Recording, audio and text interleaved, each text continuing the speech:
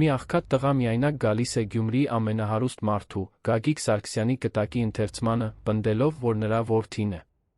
Բոլորի կողմից ծաղրի ենթարկվելով, նա ներկայացնում է փաստաթղթեր, որոնք կարող են փոխել ամեն ինչ։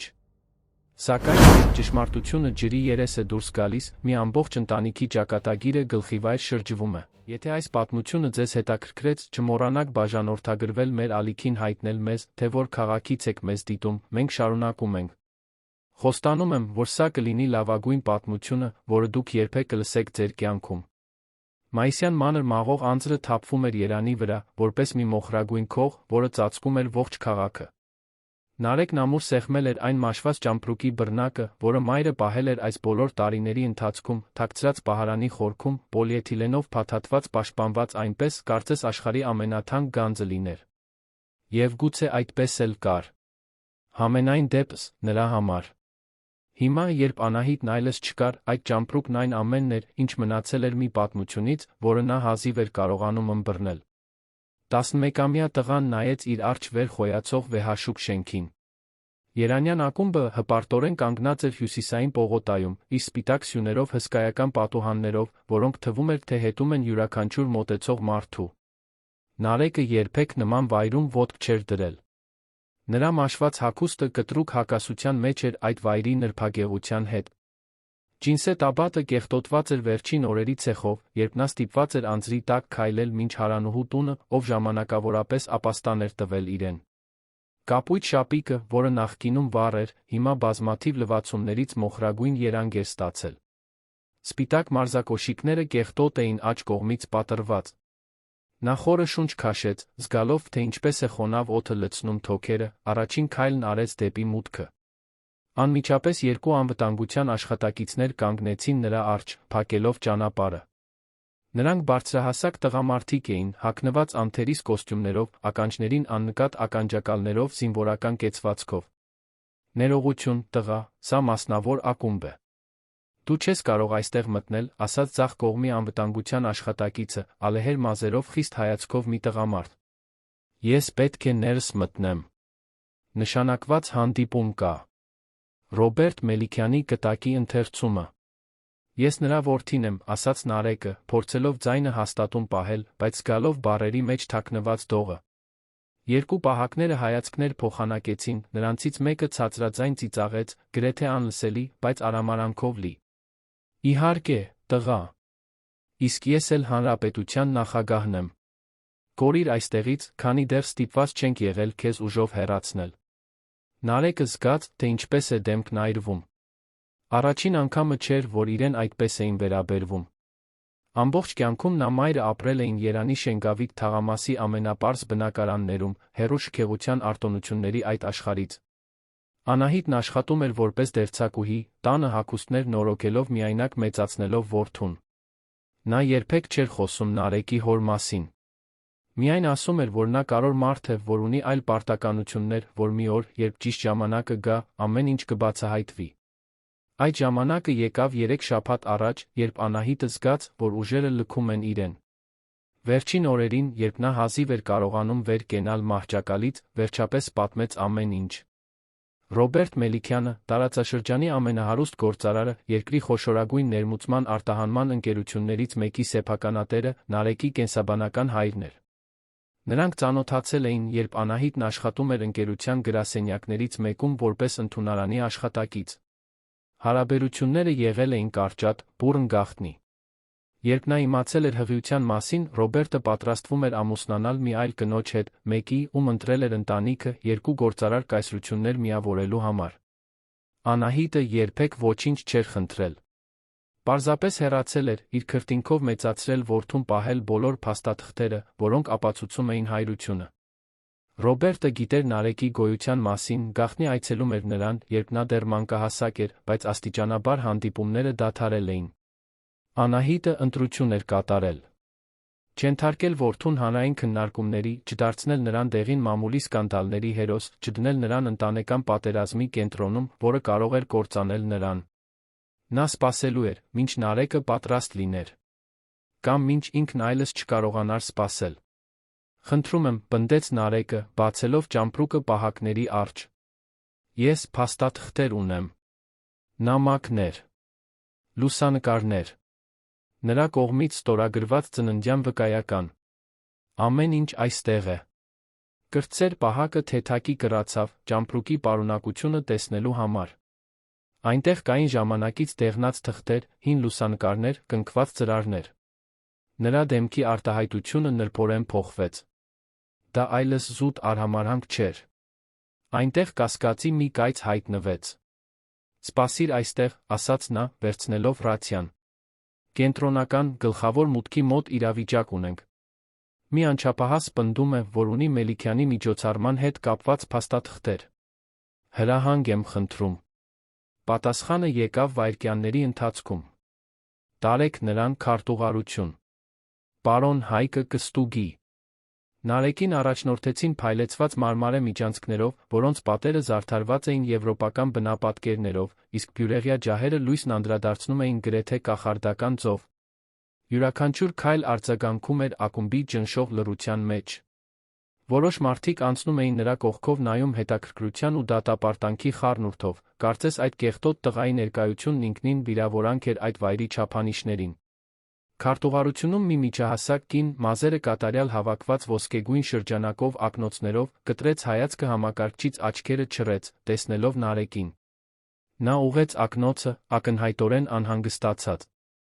Նա ասում է, որ պարոն Ռոբերտ Մելիքյանի հետ կապված փաստաթղթեր ունի, բացատրեց պահակը։ Կինը մեկնեց ձեռքը։ Կարող եմ տեսնել։ Նարեկը մի պահ վարանեց, բայց հետո հանձնեց նամակներից մեկը։ Դա հենց Անահիտի գրած նամակն էր, ուղղված Մելիքյան ընտանիքի փաստաբաններին, որտեղ բացատրվում էր ողջ իրավիճակը, խնդրվում էր, որ Նարեկը ճանաչվի որպես օրինական որդի, եթե իր հետ որևէ բան պատահի։ Քարտուղարուհին լուր կարդաց, յուրաքանչյուր տողի հետ նրա դեմքն ավելի էր գունատվում։ «Ես պետք է անմիջապես խորհրդակցեմ պարոն Հայկի հետ», ասաց նա, շտապ վեր կենալով, անհետանալով խորքի դռան հետում։ Նարեկը մնաց այնտեղ, կանգնած, ճամպրուկը կրծքին սեղմած։ Թվում էր, ժամանակը կանգ է առել։ Նա մտածում էր մոր մասին։ Այն մասին, թե ինչպես էր նա սեղմում իր ձեռքը վերջին պահերին, ասելով, որ ինքը ուժեղ է, որ իր երակներով մեծ մարդու արյուն է հոսում, որ հիմա պետք է դա ապացուցի աշխարհին։ Անահիտը չէր ուզում, որ որդին մեծանա բարկությամբ կամ դառնությամբ։ Նա ուզում էր, որ Նարեկը հասկանա, կյանքը բաղկացած է դժվար ընտրություններից, սերը միշտ չէ, որ ապրվում է այնպես, ինչպես մենք կցանկանայինք։ Դուռը բացվեց, քարտուղարուհին վերադարձավ մի բարձրահասակ, ալեհեր, մուգ կապույտ կոստյումով լուրջ դեմքով տղամարդու ուղեկցությամբ։ Նա ձեռքում պահել էր նամակը, Նարեկին էր նայում թափանցող հայացքով։ «Դու ես Նարեկը», հարցրեց նա հանգիստ, բայց հաստատուն ձայնով։ «Այո, պարոն։ Ես Հայկ Հովհաննիսյանն եմ, պարոն Ռոբերտ Մելիքյանի կտակի ընթերցման պատասխանատու փաստաբանը։ Ես պետք է տեսնեմ բոլոր փաստաթղթերը, որոնք բերել ես»։ Նարեկը սեղանի վրա ամբողջությամբ բացեց ճամպրուկը։ Փաստաբանը մանրակրկիտ զննեց յուրաքանչյուր թուղթ։ Այնտեղ կային հղի Անահիտի լուսանկարները Ռոբերտի կողքին, արված գաղտնի վայրերում։ Կային Ռոբերտի կողմից Անահիտին գրված նամակներ, որոնք երբեք չէին ուղարկվել, բոլորը թվագրված պահված։ Եվ ճամպրուկի հատակին կար մի պաշտոնական փաստաթուղթ, ծննդյան վկայական, որտեղ Ռոբերտ Մելիքյանը օրինականորեն ճանաչում էր Նարեկին որպես իր որդի, ստորագրված նոտարական գրասենյակում 12 տարի առաջ, տղայի ծնվելուց անմիջապես հետո։ Պարոն Հայկը մի պահ փակեց աչքերը, կարծես մարսելով մի տեղեկություն, որը փոխում էր ամեն ինչ։ Երբ նա նորից բացեց դրանք, հայացքում զարմանքի տխրության խառնուրդ կար։ «Նարեկ, դու պատկերացնում ես, թե ինչ է պատրաստվում տեղի ունենալ։ Ես գիտեմ, որ հայրս կտակ է պատրաստել։ Մայրս ինձ պատմել է։ Նա գիտեր իմ գոյության մասին։ Եվ նա ինձ համար ինչ-որ բան է թողել։ Նա թողել է շատ ավելին, քան ինչ-որ բան», ասաց փաստաբանը, խորը շունչ քաշելով։ «Արի ինձ հետ։ Բայց պետք է զգուշացնեմ, այն, ինչի հետ կբախվես այնտեղ, հեշտ չի լինի»։ Նարեկին տարան ակումբի գլխավոր դահլիճ, մի հսկայական տարածք, շատ բարձր առաստաղով, մեծ պատուհաններով, որոնք նայում էին դեպի անթերի խնամված ներքին այգին, կենտրոնում գտնվող ազնվական փայտից պատրաստված երկար սեղանով, որը շրջապատված էր կաշվեպատ աթոռներով։ Այնտեղ մոտ 20 մարդ կար։ Կոստյումներով գործարարներ, նրբագեղ կանայք, զուսպ, բայց թանկարժեք զարդերով, մի քանի երիտասարդներ, ովքեր թվում էր, թե այնտեղ են պարտադրանքով։ Եվ սեղանի գլխին նստած էր մոտ 45 տարեկան մի տղամարդ, հետ սանրած մուգ մազերով, սառը կապույտ աչքերով դեմքին քանդակված գոռոզությամբ։ Էդվարդ Մելիքյանը։ Ռոբերտի եղբայրը։ Բոլոր հայացքները ուղղվեցին դեպի Նարեկը, երբ նա ներս մտավ։ Լռությունն անմիջական էր ծանր։ Էդվարդը թեթակի թեքվեց աթոռին, զննելով տղային գլխից ոտք, ապա կարճ տհաճ ծիծաղ արձակեց։ Հայկ, ինչ է սա նշանակում։ Դու մի մուրացկանի՞։ Ես բերել եղբորս կտակի ընթերցմանը։ Սա մուրացկան չէ, Էդվարդ։ Սա Նարեկն է։ Եվ նա ունի փաստաթղթեր, որոնք ապացուցում են, որ նա Ռոբերտի որդին է։ Սենյակը պայթեց շշուկներից։ Մարդիկ իրար էին նայում, ոմանք բերանբաց, ոմանք ակնհայտորեն զայրացած։ Էդվարդը կտրուկ վեր կացավ, աթոռը ճռճռացնելով մարմարե հատակին։ Սա անհեթեթություն է։ Եղբայրս երեխաներ չուներ։ Այս լակոտը ակնհայտորեն մի պատեհապաշտ է, ով հայտնվել է հիմա, երբ Ռոբերտը չկա, որպեսզի փորձի փող պոկել ընտանիքից։ Փաստաթղթերն օրինական են, Էդվարդ։ Նոտարով հաստատված ծննդյան վկայական, նամակներ, լուսանկարներ։ Ամեն ինչ վավերացված է։ Ռոբերտը ճանաչել է այս տղային որպես իր որդի 12 տարի առաջ։ Էդվարդը կարմրեց։ Նրա բռունցքները սեղմվեցին, նա դժվարությամբ էր շնչում, կարծես պայթելու եզրին լիներ։ Այդ դեպքում ինչու մենք երբեք չենք իմացել այդ մասին։ Ինչու նա դա թաքցրեց բոլորիցս։ Որովհետև նա հարգել է տղայի մոր ցանկությունը։ Անահիտը խնդրել էր գաղտնիություն։ Նա չէր ուզում հանրայնացնել որդուն։ Եվ Ռոբերտը համաձայնել էր, բայց ձեռնարկել էր իրավական քայլեր։ Այդ թվում պատրաստելով երկրորդական կտակ։ Երկրորդական կտակ, Էդվարդը գրեթե թքեց բառերը։ Ինչի՞ մասին ես խոսում։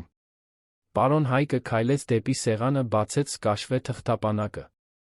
Հանեց երկու կնքված ծրար։ Ռոբերտ Մելիքյանի հիմնական կտակը, որն ընթերցվել է մեկ շաբաթ առաջ ընտանիքի համար, նրա ունեցվածքը բաժանում էր քո Էդվարդի որոշ բարեգործական հաստատությունների միջ։ Սակայն կար մի հատուկ կետ։ Եթե Ռոբերտի մահվան առաջին տարելիցից առաջ հայտնվեր օրինական ժառանգ, հաստատող փաստաթղթերով, պետք է բացվեր երկրորդ կտակը։ Նա արծաթագույն դանակով բացեց երկրորդ ծրարի կնիքը։ Թուղթը հաստ էր, պաշտոնական, վերում ուներ նոտարական կնիքը։ Փաստաբանը բարձրաձայն կարդաց, դանդաղ, մինչդեռ յուրաքանչյուր բառ արձագանքում էր դահլիճում որպես որոտ։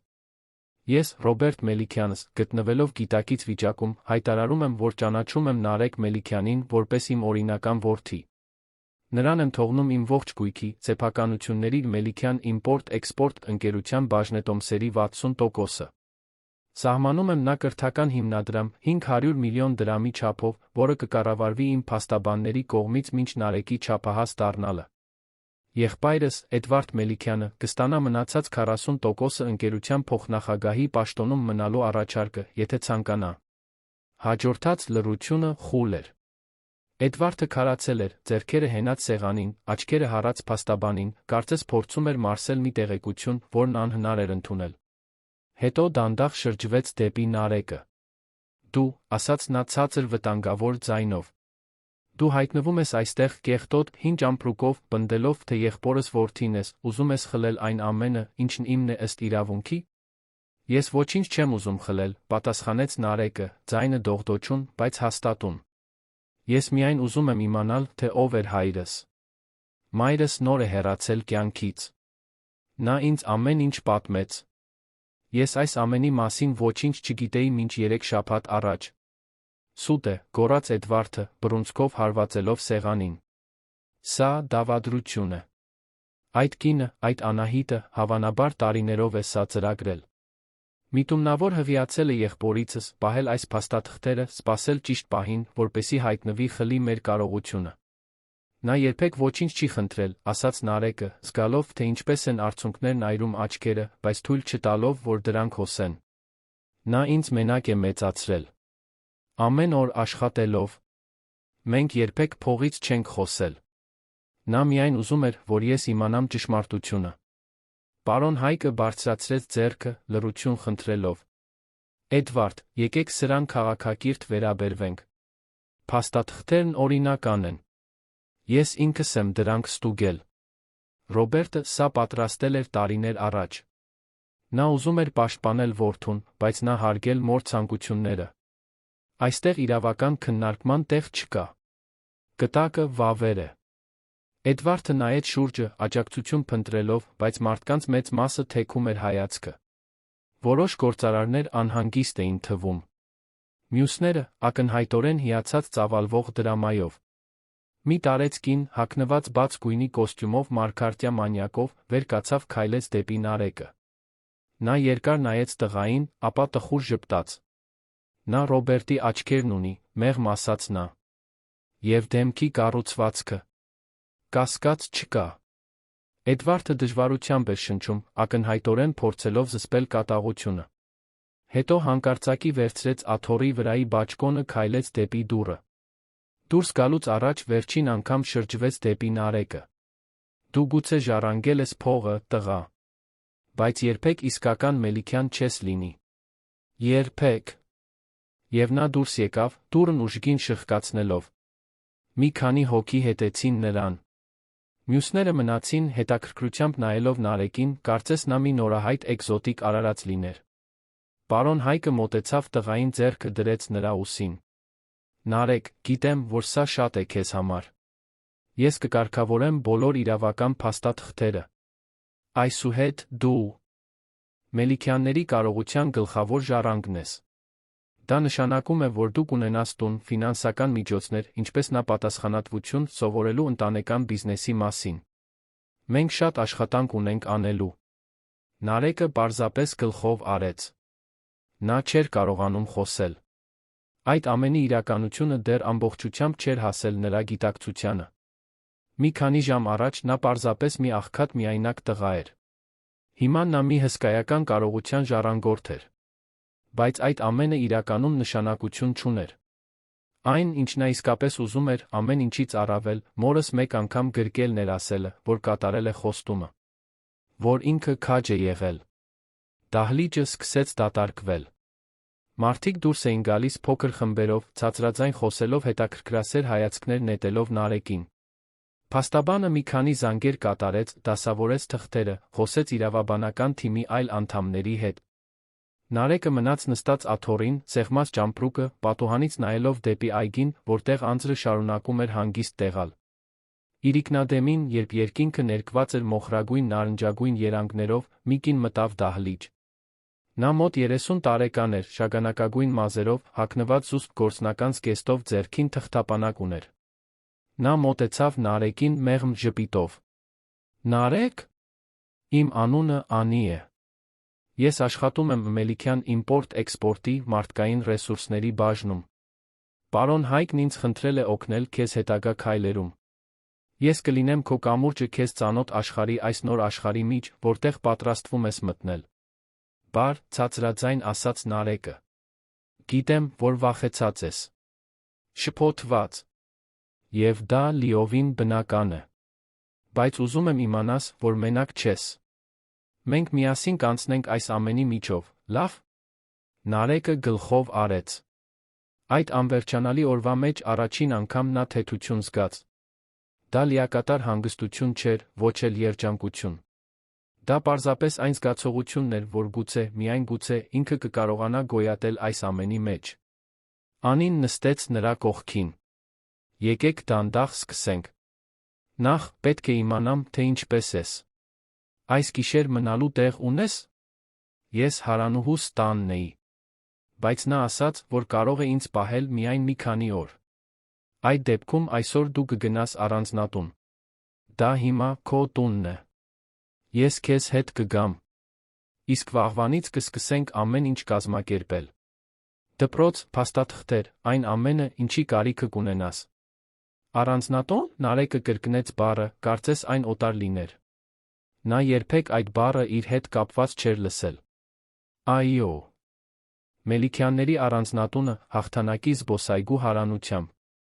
3 հարկ, 12 սենյակ, լողավազան, այգի։ Այն մեծ է, գիտեմ։ Բայց դու կսովորես։ Նարեկը վստահ չէր, որ ուզում է սովորել։ Նրա մի մասը դեռ ուզում էր լինել Շենգավիթի այն փոքրիկ բնակարանում, որտեղ մայրը ընթրիք էր պատրաստում, նրանք զրուցում էին օրվա մասին։ Բայց այդ կյանքն ավարտվել էր։ Եվ հետդարձի ճանապարհ չկար։ Երբ նրանք վերջապես դուրս եկան ակումբից, գիշերն արդեն լիովին իջել էր Երանի վրա։ Քաղաքի լույսերը փայլում էին որպես արհեստական աստղերի ծով։ Անին ուներ մի պարզ սպիտակ մեքենա, Նարեկը նստեց հետի նստատեղին, գրկելով ճամպրուկը, կարծես դա միակ իրական բանն էր մի աշխարհում, որը հանկարծ դարձել էր անիրական։ Ճանապարհը դեպի մոնումենտի թաղամաս տեց մոտ 30 րոպե, մայրաքաղաքի ծանր երթևեկության մեջ։ Նարեկը նայում էր պատուհանից, տեսնելով անցնող շենքերը, փողոցի մարդկանց, երբեք չքնող քաղաքի անդադար շարժումը։ Երբ նրանք վերջապես հասան առանձնատուն, նա գրեթե չէր հավատում իր տեսածին։ Դարպասը երկաթյա էր, ոսկեգույն նախշերով։ Այն ինքնաբերաբար բացվեց, երբ Անին հավաքեց կոդը։ Նրանք մտան քարե ճանապարհով, որը շրջապատված էր կատարյալ խնամված այգիներով, լուսավորված մեղմ լույսերով, որոնք ստեղծում էին գրեթե կախարդական էֆեկտ։ Առանձնատունը հսկայական էր, դասական ճարտարապետությամբ, սպիտակ պատերով, մեծ պատուհաններով, մարմարե աստիճաններով, որոնք տանում էին դեպի գլխավոր մուտքը։ Երբ նրանք դուրս եկան մեքենայից, տան դուռը բացվեց, մի տարեց կին հայտնվեց։ Նա ուներ ալեհեր մազեր, հավաքված հանգույցով, հագել էր պարզ, բայց անթերի համազգեստ, դեմքին զարմանքի արտահայտություն կար, որն արագորեն վերածվեց զուտ հուզմունքի։ Աստված իմ, շնջաց նա, ձեռքերը տանելով բերանին։ Սա նա է։ Տղան է։ Նարեկը շփոթված նայեց նրան։ Կինը արագ իջավ աստիճաններով, կանգնեց նրանից մի քանի քայլ հեռավորության վրա, աչքերը լի արցունքներով։ Դու ինձ չես հիշում, իհարկե։ Դու դեռ երեխա էիր։ Բայց ես հիշում եմ քեզ։ Հիշում եմ, թե ինչպես մայրդ քեզ բերեց այստեղ մի անգամ, գաղտնի, որպեսզի պարոն Ռոբերտը կարողանա քեզ տեսնել։ Դա միակ անգամն էր։ Դու ընդամենը մի քանի ամսական էիր։ Նա այնքան էր լաց լինում այդ օրը։ Կինը մեկնեց դողացող ձեռքը մեղմորեն դիպավ Նարեկի դեմքին։ Դու նրա աչքերն ունես։ Ճիշտ նույն աչքերը։ Նարեկը չգիտեր ինչ ասել։ Զգում էր, թե ինչպես է սիրտը սեղմվում կրծքում։ Այս կինը, այս անծանոթը, գիտեր իր պատմության մի մասը, որն ինքը չգիտեր։ Ես տիկին Գոհարն եմ, ասաց նա, վերականգնելով հանգստությունը ձեռքի թիկունքով սրբելով արցունքները։ Այս տան տնտեսուհին եմ արդեն ավելի քան 20 տարի։ Խնամել եմ պարոն Ռոբերտին դեռ այն ժամանակվանից, երբ նա երիտասարդ էր։ Իսկ հիմա ես կխնամեմ քեզ։ Շնորհակալություն, հազիվ կարողացավ ասել Նարեկը, ձայնը գրեթե մարելով։ Արի, թույլ տուր ցույց տալ քո տունը։ Եվ այսպես, մայիսյան այդ անձրոտ գիշերը Նարեկը մտավ այն առանձնատունը, որն այժմ իրենն էր։ Յուրաքանչյուր սենյակ ավելի մեծ էր, քան այն ամբողջ տունը, որտեղ նա մեծացել էր։ Բյուրեղյա ջահերը, պարսկական գորգերը, պատերի նկարները, ամեն ինչ թվում էր, թե պատկանում է երազների աշխարհին։ Կամ գուցե մղձավանջների։ Նա դեռ ստույգ չգիտեր։ Տիկին Գոհարը նրան տարավ երկրորդ հարկի մի սենյակ։ Այն ընդարձակ էր, մեծ մահճակալով, հին փայտից պահարանով, պատուհանի մոտ գտնվող գրասեղանով, որը նայում էր այգուն։ Այնտեղ նույնիսկ գրքերի մի փոքրիկ դարակ կար։ Սա այն սենյակն էր, որը պարոն Ռոբերտը պատրաստել էր քեզ համար, մեղմ ասաց տիկին Գոհարը։ Նա երբեք չէր կորցրել հույսը, որ մի օր դու կգաս։ Նարեկը նայեց շուրջը, փորձելով ընկալել այդ տեղեկությունը։ Հայրը, այն մարդը, ում նա երբեք իրականում չէր ճանաչել, սենյակ էր պատրաստել իր համար։ Սպասել էր իրեն։ Հոգ էր տարել։ Նա որոշ բաներ է թողել քեզ համար, շարունակեց տնտեսուհին, բացելով գրասեղանի դարակը։ Նամակներ։ Լուսանկարներ։ Ամեն ինչ այստեղ է։ Երբ պատրաստ լինես, կարող ես կարդալ։ Նարեկը մոտեցավ, տեսավ խնամքով դասավորված ծրարները։ Բոլորը հասցեագրված էին իրեն։ Բոլորը կնքված։ Նրա ձեռքը դողում էր, երբ վերցրեց առաջինը։ Պետք չէ հիմա, գթասրտորեն ասաց տիկին Գոհարը։ Հանգստացիր։ Լոգանք ընդունիր։ Ես քեզ համար ուտելու բան կպատրաստեմ։ Իսկ վաղը, երբ արը ծագի, ամեն ինչ մի փոքր ավելի քիչ վախենալու կթվա։ Նարեկը գլխով արեց։ Անին, որը մնացել էր դռան մոտ հետում էր այդ ամենին, քաջալերող ժպտաց. Ես վաղն առավոտյան կվերադառնամ, լավ, Նարեկ։ Մենք միասին ամեն ինչ կլուծենք։ Քայլ առ քայլ։ Երբ նա վերջապես մենակ մնաց սենյակում, Նարեկը նստեց մահճակալի եզրին, վերջապես թույլ տվեց արցունքներին հոսել։ Լաց եղավ մոր համար, ով հեռացել էր։ Լաց եղավ հոր համար, ում երբեք չէր ճանաչել։ Լաց եղավ այն կյանքի համար, որն ուներ, այն կյանքի համար, որն այժմ պետք է ունենար։ Լաց եղավ, որովհետև խորքում նա դեռ ընդամենը 11 տարեկան մի տղա էր, ով պարզապես ուզում էր, որ ինչ-որ մեկն ասեր, որ ամեն ինչ լավ կլինի։ Եվ լաց լինելիս նա կրծքին էր սեղմում այդ առաջին ծրարը։ Ձեռագիրը հաստատ ուներ, վճռական։ Իսկ վերին աջ անկյունում կար մի ամսաթիվ, իր ծննդյան օրը։ Այդ թղթի մեջ բառեր կային, որոնք հայրը գրել էր այն օրը, երբ նա լույս աշխարհ էր եկել։ Բառեր, որոնք սպասել էին 12 տարի, ընթերցվելու համար։ Նարեկը խորը շունչ քաշեց, ձեռքի թիկունքով սրբեց արցունքները, զգուշությամբ բացեց ծրարը։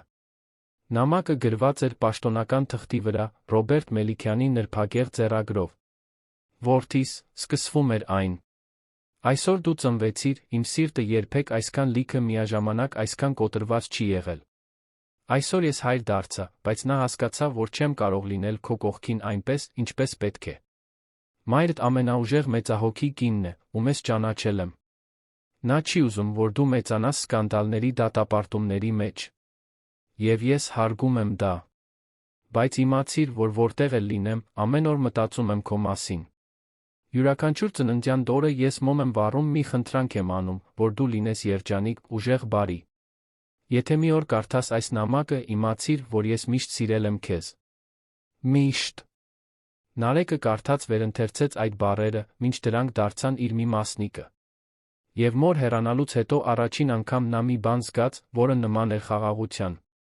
Դա երջանկություն չէր։ Դա լիակատար ընդունում չէր։ Բայց դա ըմբռնման ճանապարհի սկիզբն էր։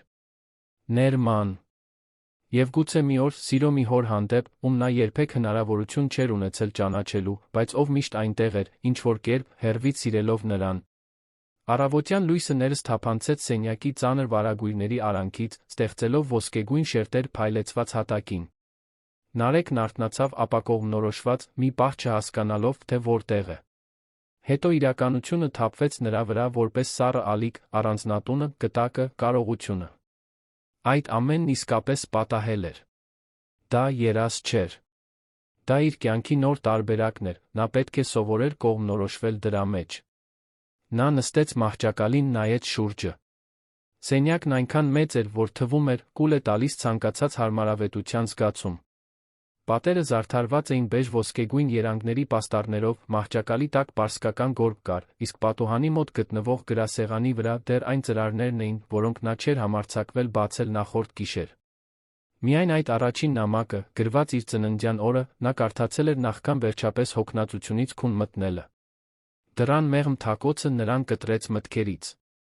Տիկին Գոհարը ներս մտավ սկուտեղով, բերելով գոլորշի արձակող տաք շոկոլադ, թարմ հաց, կտրատված մրգեր, բնական նարնջի հյուր։ Բարի լույս, Նարեկ։ Մտածեցի, որ այսօր կցանկանաս նախաճաշել սենյակում։ Գիտեմ, որ այս ամենը շատ նոր է, ասաց նա մայրական ժպիտով, դնելով սկուտեղը կողքի սեղանիկին։ Բարի լույս, տիկին Գոհար։ Շնորհակալություն։ Տնտեսուհին նստեց մահճակալի կողքի բազկաթոռին, նայելով տղային այնպիսի հայացքով, որտեղ խառնված էին սերն ու տխրությունը։ Նարեկը դանդաղ ուտում էր, զգալով ուտելիքի իրական համը, որը տարբերվում էր այն ամենից, ինչին սովոր էր։ Դա պարզապես ավելի լավը չէր, դա այլ էր։ Այն ուներ մի աշխարհի համը, որին ինքը չէր պատկանում։ Կարո՞ղ եմ քեզ պատմել հորդ մասին, մեղմ հարցրեց տիկին Գոհարը։ Գիտեմ, որ հարցեր ունես։ Եվ գուցե ես կարողանամ օգնել պատասխանել դրանցից մի քանիսին։ Նարեկը գլխով արեց, հացը մի կողմ դնելով։ Խնդրում եմ։ Ռոբերտ Մելիքյանը բարդ մարդ էր։ Նա ուներ մեծահոգի սիրտ, բայց ապրում էր ընտանիքի սպասելիքների մեջ կաշկանդված։ Նա եղբայրը, Էդվարդը, միշտ տարբեր են եղել։ Էդվարդը հավակնոտ էր, հաշվենկատ, միշտ մտահոգված իշխանությամբ արտաքին փայլով։ Ռոբերտը ավելի շատ երազող էր։ Նա ուզում էր, որ ընտանեկան ընկերությունը նշանակություն ունենա ավելին, քան պարզապես փողը։ Ուզում էր կապեր ստեղծել, օգնել մարդկանց, կամուրջներ կառուցել մշակույթների միջ։ Նա դադար տվեց, կարծես զգուշությամբ ընտրելով հաջորդ բառերը։ Երբ նա հանդիպեց մորթ Անահիտին, նրա մեջ ինչ-որ բան փոխվեց։ Ես դա տեսա իմ սեփական աչքերով։ Նա ժպտում էր այնպես, ինչպես նախկինում երբեք չէի տեսել։ Բայց ընտանիքն արդեն ամուսնություն էր կազմակերպել նրա համար։ Դաշինք մեկ այլ հզոր ընտանիքի հետ։ Եվ Ռոբերտը, որքան էլ ուզում էր, քաջություն չունեցավ խզելու ամեն ինչ։ Նա ընտրեց այն ճանապարհը, որն ավելի ապահով էր թվում։ Կամ ավելի քիչ ցավոտ։ Բայց նա լքեց մորս, ասաց Նարեկը, ձայնի մեջ թաքնված վիրավորանքով։ Այդքան էլ այդպես չէր, մեղմորեն պատասխանեց տիկին Գոհարը։ Նա ուզում էր ներկա լինել։ Բայց Անահիտը նույնպես ընտրություն կատարեց։ Նա չէր ուզում, որ դու մեծանայիր որպես ապօրինի որդի, որպես ընտանիքի սկանդալ։ Նա ուզում էր պաշտպանել քեզ այդ ցավից։ Եվ Ռոբերտը հարգեց դա, նույնիսկ եթե ահռելի չափով տառապում էր քո կողքին չլինելու պատճառով։ Նարեկը նայեց իր ձեռքերին։ Նա մտածում էր մոր մասին, այն մասին, թե ինչպես էր նա անդադար աշխատում, այն գիշերների մասին, երբ տեսնում էր նրան գաղտնի լաց լինելիս, կարծելով, թե որդին չի նկատում։ Հիմա ամեն ինչ իմաստ էր ստանում։ Դա միայն փողի կամ հպարտության մասին չէր։ Դա սիրո մասին էր։ Մի տարօրինակ, անկատար, բայց իրական սիրո։ Նա մտածում էր իմ մասին, հարցրեց Նարեկը, ձայնը գրեթե անլսելի։ Ամեն օր։ Ամեն տարի, քո ծննդյան օրը, նա փակվում էր իր գրասենյակում։ Ես գիտեի, թե ինչ էր նա անում։ Նա նամակներ էր գրում քեզ։ Նամակներ, որոնք երբեք չէր ուղարկում, որովհետև Անահիտը խնդրել էր սպասել, մինչ դու պատրաստ լինես։ Նա պահում էր քո լուսանկարները, նույնիսկ եթե դրանք ընդամենը մի քանիսն էին, որոնք մայրդ հեռվից ուղարկում էր նրան։ Իսկ վերջին տարիներին, երբ նա իմացավ, որ մորթ առողջությունը թույլ է, պատրաստեց ամեն ինչ։ Երկրորդական գտակը, այս տունը, սենյակը։ Ամեն ինչ համոզվելու համար, որ դու ապահով կլինես, երբ ժամանակը գա։ Նարեկը զգաց, թե ինչպես են արցունքները նորից այրում աչքերը, բայց այս անգամ նա չզսպեց դրանք։ Թույլ տվեց, որ դրանք ազատ հոսեն։ Լաց եղավ կորսված ժամանակի համար, երբեք չկայացած զրույցների համար, գրկախառնությունների համար, որոնք երբեք տեղի չունեցան։ Բայց նա լաց եղավ երախտագիտությունից, որովհետև հիմա գիտեր, որ ինքը մոռացված չի եղել։ Որ իրեն սիրել են, նույնիսկ հեռվից։ Տիկին Գոհարը վեր կացավ գրկեց տղային, թույլ տալով, որ նա հենվի իրեն։ Դու մենակ չես, Նարեկ։ Ես այստեղ եմ։ Անին այստեղ է։ Եվ հավատա թե ոչ, կարծում եմ, որ նույնիսկ Էդվարդը խորքում մի օր կհասկանա այս ամենը։ Բայց դրա համար ժամանակ կպահանջվի։ Հաջորդ շաբաթները հարմարվողականության մի հորցանուտ էին։ Անին կատարեց իր խոստումը վերադառնում էր ամեն օր, օգնելով Նարեկին կարգավորել փաստաթղթերը, գրանցվել թաղամասի նոր մասնավոր դպրոցում, այցելել բանկ, հասկանալու համար իր անունով ստեղծված հիմնադրամի աշխատանքը։ Փաստաբանը, պարոն Հայկը, նույնպես ներկա էր, համբերատար բացատրելով ժառանգության իրավական կողմերը, պատասխանատվությունները, որոնք կգան դրա հետ, այն գործընթացը, որը դեռ պետք է անցնեին։ Ամեն ինչ վերջնականապես ձակերպելու համար։ Նարեկը ժամեր էր անցկացնում Ռոբերտի գրասենյակում, առանձնատան երրորդ հարկի մի սենյակում, որը փակ էր մնացել գործարարի մահից ի վեր։ Տիկին Գոհարը նրան տվեց բանալին երկյուղածությամբ, երբ նա առաջին անգամ բացեց դուռը, թվում էր, մտնում է ժամանակի պարկուճի մեջ։ Գրասենյակը նրբագեղ էր, բայց հարմարավետ։ Այնտեղ կար մեծ մախագոնի սեղան, գրապահարաններ, լի բիզնեսի, պատմության փիլիսոփայության մասին գրքերով, իսկ պատերին աշխարհի տարբեր վայրերի լուսանկարներ՝ Տոկիո, Փարիզ, Նյու Յորք, Բուենոս Այրես։ Ռոբերտը շատ էր ճամփորդել, կառուցելով ներմուծման արտահանման այն ցանցը, որն այժմ երկրի խոշորագույնն էր։ Բայց այն, ինչն իսկապես գրավեց Նարեկի ուշադրությունը, մի հատուկ դարակ էր, թաքնված զուսպ վարագույրի հետում։ Երբ նա բացեց այն, գտավ լուսանկարների ալբոմներ։ Եվ դրանք Մելիքյանների ավանդական ընտանեկան լուսանկարները չէին։ Դրանք իր լուսանկարներն էին։ Նարեկը, մանուկ հասակում, Նարեկը, երեխա, Նարեկը, 6 տարեկանում դպրոցի խաղահրապարակում։ Բոլորը նկարված էին հեռվից, բոլորը պահված էին խնամքով։ Ռոբերտը հետել էր նրա մեծանալուն, նույնիսկ առանց ներկա լինելու հնարավորության։ Այնտեղ կար նա նուրբ փորագրություններով մի փայտե տուփ։ Ներսում ավելի շատ նամակներ։ Նարեկը դրանք կարդաց մեկ առ մեկ մի քանի գիշերների ընթացքում։ Յուրաքանչյուր նամակ մի պատուհան էր դեպի մի մարդու սիրտը, ով պայքարում էր պարտքի սիրո մեջ։ Ոմանք հուսահատ էին, լի զղջումով։ Մյուսները հուսադրող երազելով այն օրվա մասին, երբ վերջապես կկարողանային ծանոթանալ։ Եվ բոլորն ավարտվում էին նույն ձով. Ես սիրում եմ քեզ, որդիս։ Մի նամակ հատկապես խորը հետք թողեց Նարեկի վրա։ Այն գրվել էր, երբ նա 7 տարեկան էր։ Նարեկ, այսօր դու դարձար 7 տարեկան։ Մայրդ ինձ ուղարկեց քո լուսանկարը, տորթի մոմերը փչելիս։ Դու ժպտում էիր այնքան մաքուր, այնքան երջանիկ։ Եվ ես լաց եղա։ Լաց եղա, որովհետև այնտեղ չէի, այդ ժպիտն անձամբ տեսնելու համար։ Լաց եղա, որովհետև այդքան սխալներ եմ գործել։ Բայց նա լաց եղա թեթությունից, որովհետև չնայած ամեն ինչին, դու լավ ես։ Դու ունես Անահիտին, ով անսահման ավելի լավ մայր է, քան ես երբեք կլինեի հայր։ Նա քեզ տալիս է այն ամենը, ինչ ես չեմ կարող, ներկայություն, մշտական հոգատարություն, ապահովություն։ Ես քեզ տալիս եմ միայն թաքնված փող, որը նա հպարտորեն հազվադեպ է օգտագործում, այս նամակները, որոնք դու գուցե երբեք չկարդաս։ Բայց եթե մի օր կարդաս դրանք, ուզում եմ իմանաս, իմ ամենամեծ զղջումը ոչ թե կարողություն կամ բիզնես կորցնելն էր, այլ քո կողքին անցկացրած յուրաքանչյուր օրը կորցնելը։ Յուրաքանչյուր ծնունդը։ Յուրաքանչյուր հաղթանակը։ Եվ դա մի բան է, որը ոչ մի փող չի կարող հետ գնել։ Նարեկը զգուշությամբ ծալեց նամակը, պահեց մյուսների հետ։ Նա սկսում էր հասկանալ, որ կյանքը բաղկացած չէ չարագործներից հերոսներից։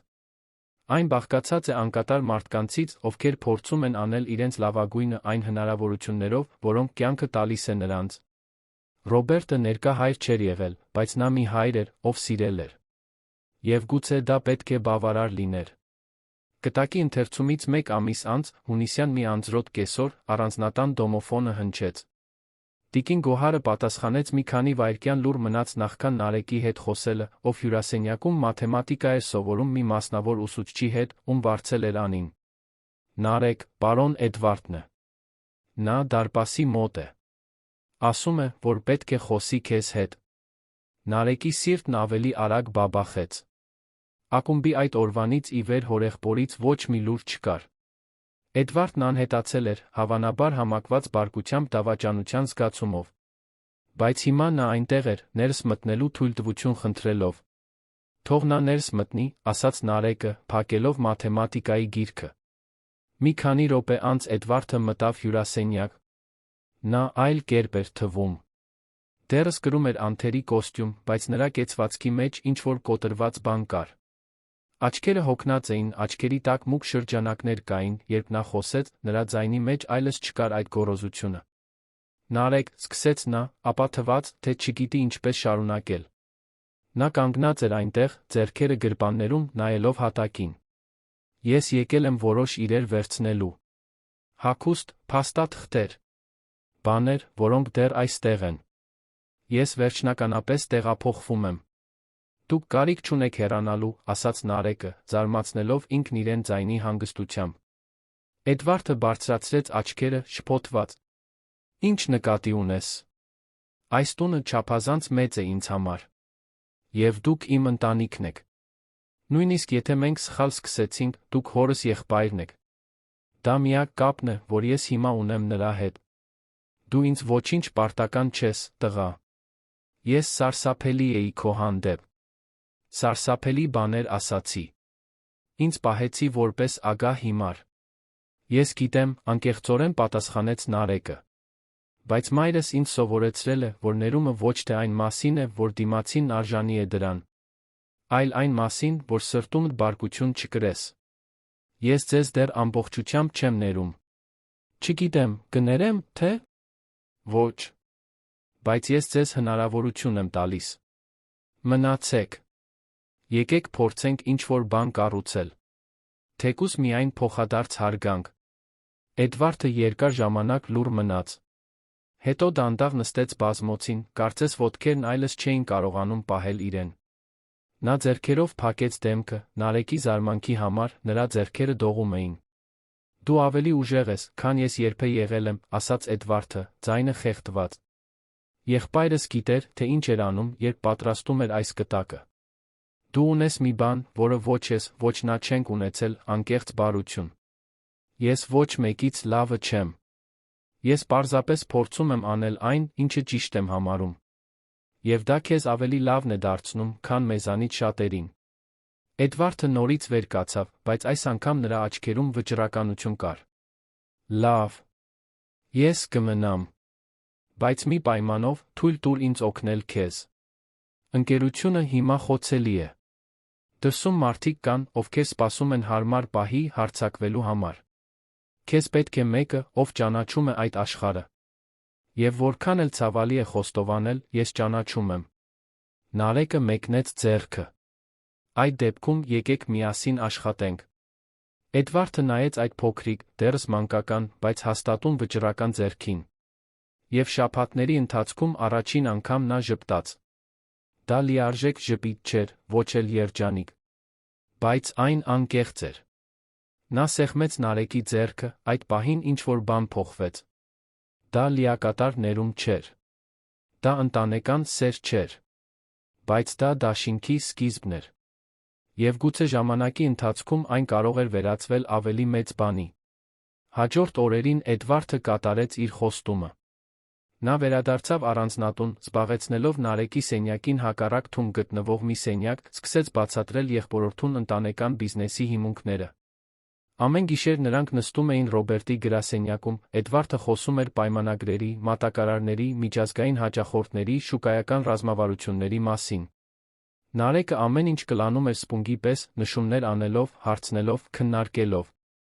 Դու պետք է հասկանաս, համբերատար բացատրում էր Էդվարդը, որ մեր ընկերությունը միայն գնելու վաճառելու մասին չէ։ Այն հարաբերությունների մասին է։ Վստահության։ Ռոբերտը կառուցել է այս ցանցը 30 տարվա ընթացքում, անձամբ ճանաչելով յուրաքանչյուր կարևոր գործընկերոջ, սովորելով նրանց մշակույթը, նրանց սովորույթները։ Նա պարզապես գործարար չէր։ Նա դիվանագետ էր։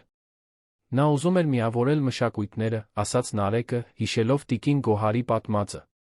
Ճիշտ այդպես։ Եվ դա նրան տարբերում էր բոլոր մյուսներից։ Մինչ մեր մրցակիցները տեսնում էին միայն թվեր, Ռոբերտը տեսնում էր մարդկանց։ Եվ մարդիկ հիշում էին դա։ Ահա թե ինչու ընկերությունն այդքան բարգավաճեց։ Բայց հիմա այդ հավատարմությունը փորձության է ենթարկվում, այնպես չէ, հարցրեց Նարեկը, ցուցաբերելով իր տարիքի համար զարմանալի ընկալում։ Այո։ Ռոբերտի հեռանալուց հետո շատերը անորոշության մեջ են։ Հատկապես միջազգային գործընկերները։ Նրանք ինձ լավ չեն ճանաչում։ Իսկ դու երեխա ես։ Առանց վիրավորանքի։ Ոչինչ, դա ճշմարտությունն է, պատասխանեց Նարեկը տխուր ժպիտով։ Այդ դեպքում, ինչ ենք անում։ Ցույց ենք տալիս, որ Մելիքյան իմպորտ-էքսպորտի էությունը չի մեռել։ Որ մենք դեռս վստահելի ենք, նորարար, էթիկական։ Բայց դա աշխատանք կպահանջի։ Շատ աշխատանք։ Եվ հենց դա էլ նրանք արեցին։ Նարեկը սկսեց արթնանալ ամեն օր առավոտյան ժամը 6-ին։ Առավոտյան սովորում էր մասնավոր ուսուցիչների հետ, կեսօրին Էդվարդից սովորում էր բիզնեսի մասին, իսկ գիշերը քնելուց առաջ կարդում էր հոր նամակները, փորձելով հասկանալ ոչ միայն մարդուն, այլ այն գործարար առաջնորդին, որը նա եղել էր։ Անին դարձավ տան մշտական ներկայությունը, ոչ միայն որպես աշխատակից, այլ որպես մայրական փոխարինող կերպար։ Նա օգնում էր Նարեկին տնային առաջադրանքների հարցում, խոսում էր նրա հետ իր անհանգստությունների մասին, իսկ հանգստյան օրերին նրան տանում էր քաղաքում զբոսնելու, փորձելով այնպես անել, որ նա որոշ չափով շարունակի մնալ երեխա։ Դու պետք է նա ապրես, ոչ միայն գոյատես, ասում էր նա։ Դու 12 տարեկան ես, Նարեկ։ Դու պետք է խաղաս, ընկերներ ձեռք բերես, ոչ թե թաղված լինես աղյուսակների հաշվետվությունների մեջ։ Ես գիտեմ, պատասխանում էր Նարեկը։ Բայց հիմա ես չեմ կարող ինձ թույլ տալ պարզապես երեխա լինել։ Շատ մարդիկ են կախված այս ընկերությունից։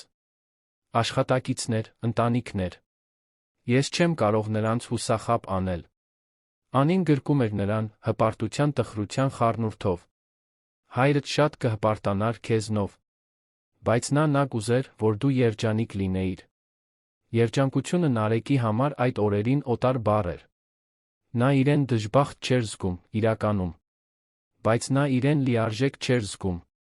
Կար մի դատարկություն, որը ոչ մի հարստություն կամ առանձնատուն չէր կարող լրացնել։ Դա կորստի դատարկությունն էր։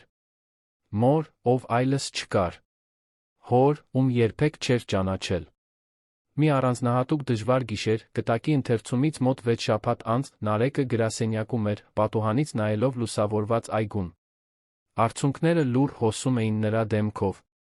Նա չէր նկատել, որ Էդվարդը ներս էր մտել, մինչ հորեղբայրը ձեռքը դրեց նրա ուսին։ Ինչ է պատահել, հարցրեց Էդվարդը մի մեղմությամբ, որը Նարեկը երբեք չէր լսել նախկինում։ Ես կարոտում եմ նրան։ Կարոտում եմ մորս։ Եվ կարոտում եմ մեկին, ում երբեք չեմ ճանաչել։ Ինչպես է դա հնարավոր։ Էդվարդը խորը շունչ քաշեց, նստեց եղբորորդու կողքին։ Երբ մեր հայրը մահացավ, ես Ռոբերտը երիտասարդ էինք։ Ես բարկացած էի։ Բարկացած, որովհետև նա մեզ թողեց այդքան պատասխանատվությունների հետ։ Ռոբերտը տխուր էր։ Տխուր, որովհետև կորցրեց մեկին, ում սիրում էր։ Ես ցավի հետ հաշտվեցի պատեր կառուցելով։ Նա կամուրջներ ստեղծելով։ Եվ վերջում նա շատ ավելի երջանիկ էր, քան ես։ Ինչո՞ւ, հարցրեց Նարեկը, սրբելով արցունքները։ Որովհետև նա իրեն թույլ տվեց զգալ։ Ես միշտ վախեցել եմ զգալուց։ Վախեցել եմ խոցելի լինելուց։ Եվ դա ինձ դարձրեց կոպիտ, միայնակ մարդ։ Դու, Նարեկ, զգում ես ցավը։ Եվ դա լավ է։ Նշանակում է, դու դեռ սիրտ ունես։ Թույլ մի տուր այս աշխարհին խլել դա քեզնից։ Բայց դա շատ է ցավում։ Գիտեմ։ Եվ կշարունակի ցավել։ Բայց ժամանակի ընթացքում ցավը կվերածվի մի այլ բանի։ Լավ հիշողությունների։ Երախտագիտության, որ այդ մարդիկ եղել են քո կյանքում, նույնիսկ եթե կարճ ժամանակով։ Նարեկը նայեց հորեղբորը, տեսավ, թերս առաջին անգամ, ոչ թե ակումբի գոռոզ մարդուն, այլ մեկին, ով նույնպես պայքարում էր իր սեփական վերքերի հետ։ Մեկին, ով իր նման փորձում էր իմաստ գտնել քաոսի մեջ։ Շնորհակալություն, պարզապես ասաց Նարեկը։ Խնդրեմ։ Էդվարդը վեր կացավ դուրս գալու համար, բայց դռան մոտ կանգ առավ։ Նարեկ։ Այո։ Ես փորձում եմ։ Փորձում եմ ավելի լավը լինել։ Ոչ միայն քո կամ ընկերության համար, այլ նա ինձ համար։ Որովհետև հասկացա, որ ամբողջ կյանքս վազել եմ սխալ բաների հետից։ Եվ չեմ ուզում մեռնել առանց մի բան արած լինելու, որն իսկապես նշանակություն կունենար։ Դուք արդեն անում եք, պատասխանեց Նարեկը։ Դուք այստեղ եք։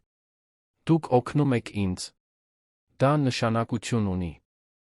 Էդվարդը գլխով արեց, ակնհայտորեն հուզված, դուրս եկավ գրասենյակից։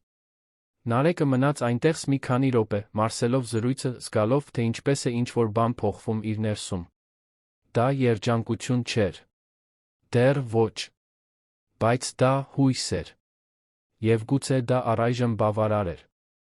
Հաջորդ առավոտ մի տղամարդ հայտնվեց առանձնատանը, առանց նախազգուշացման։ Դա Արշակ Գալստյանն էր, մի գործարար, ով հայտնի էր դժվարությունների մեջ գտնվող ընկերություններ գնելով, դրանք արագ շահույթ ստանալու համար մասնատելով։ Նա բարձրահասակ էր, ուներ կատարյալ սանրված ալեհեր մազեր, կրում էր չափազանց թանկարժեք կոստյում, հայացքում ուներ այն խորամանկությունը, որը բնորոշ է միշտ հաշվարկներ անող մարդկանց։ Տիկին Գոհարը նրան ընդունեց հյուրասենյակում, անմիջապես կանչեց Էդվարդին։ Նարեկը, որը սովորում էր գրադարանում, լսեց շարժը, իջավ տեսնելու, թե ինչ է կատարվում։ Պարոն Գալստյան, ինչ հաճույք է ձեզ տեսնելը, ասաց Էդվարդը, բայց նրա տոնը լարված էր։ Նարեկն անմիջապես հասկացավ, որ այցելությունը ցանկալի չէ։ Էդվարդ, հին բարեկամ, պատասխանեց Արշակը մի ժպիտով, որը չէր հասնում աչքերին։ Եկել եմ քաղաքավարի այցի։ Եվ նա գործնական առաջարկ ներկայացնելու։ Ինչ տեսակի առաջարկ, հարցրեց Նարեկը, մտնելով սենյակ։ Արշակը շրջվեց, նրա դեմքի արտահայտությունը թեթակի փոխվեց, տեսնելով տղային։ Օ, դու հավանաբար Նարեկն ես։ Նոր ժառանգորդը։ Հաճելի է ծանոթանալ։ Հաճույքը իմն է, ասաց Նարեկը քաղաքավարի, բայց զգուշավոր։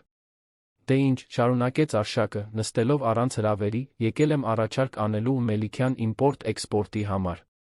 Պարոն Ռոբերտի կորստից հետո ընկերությունը գտնվում է խոցելի վիճակում։ Անորոշ հաճախորդներ, տատանվող գործընկերներ։ Ես կարող եմ առաջարկել արդար գին հանել այդ բեռը ձեր ուսերից։ Հատկապես քո, երիտասարդ Նարեկ։ Դու ընդամենը երեխա ես։ Դու չպետք է անհանգստանաս բիզնեսի մասին։ Ընկերությունը վաճառքի ենթակա չէ, հաստատուն ասաց Նարեկը։ Արշակը ծիծաղեց։ Տղաս, դու նույնիսկ չգիտես, թե ինչ ես ասում։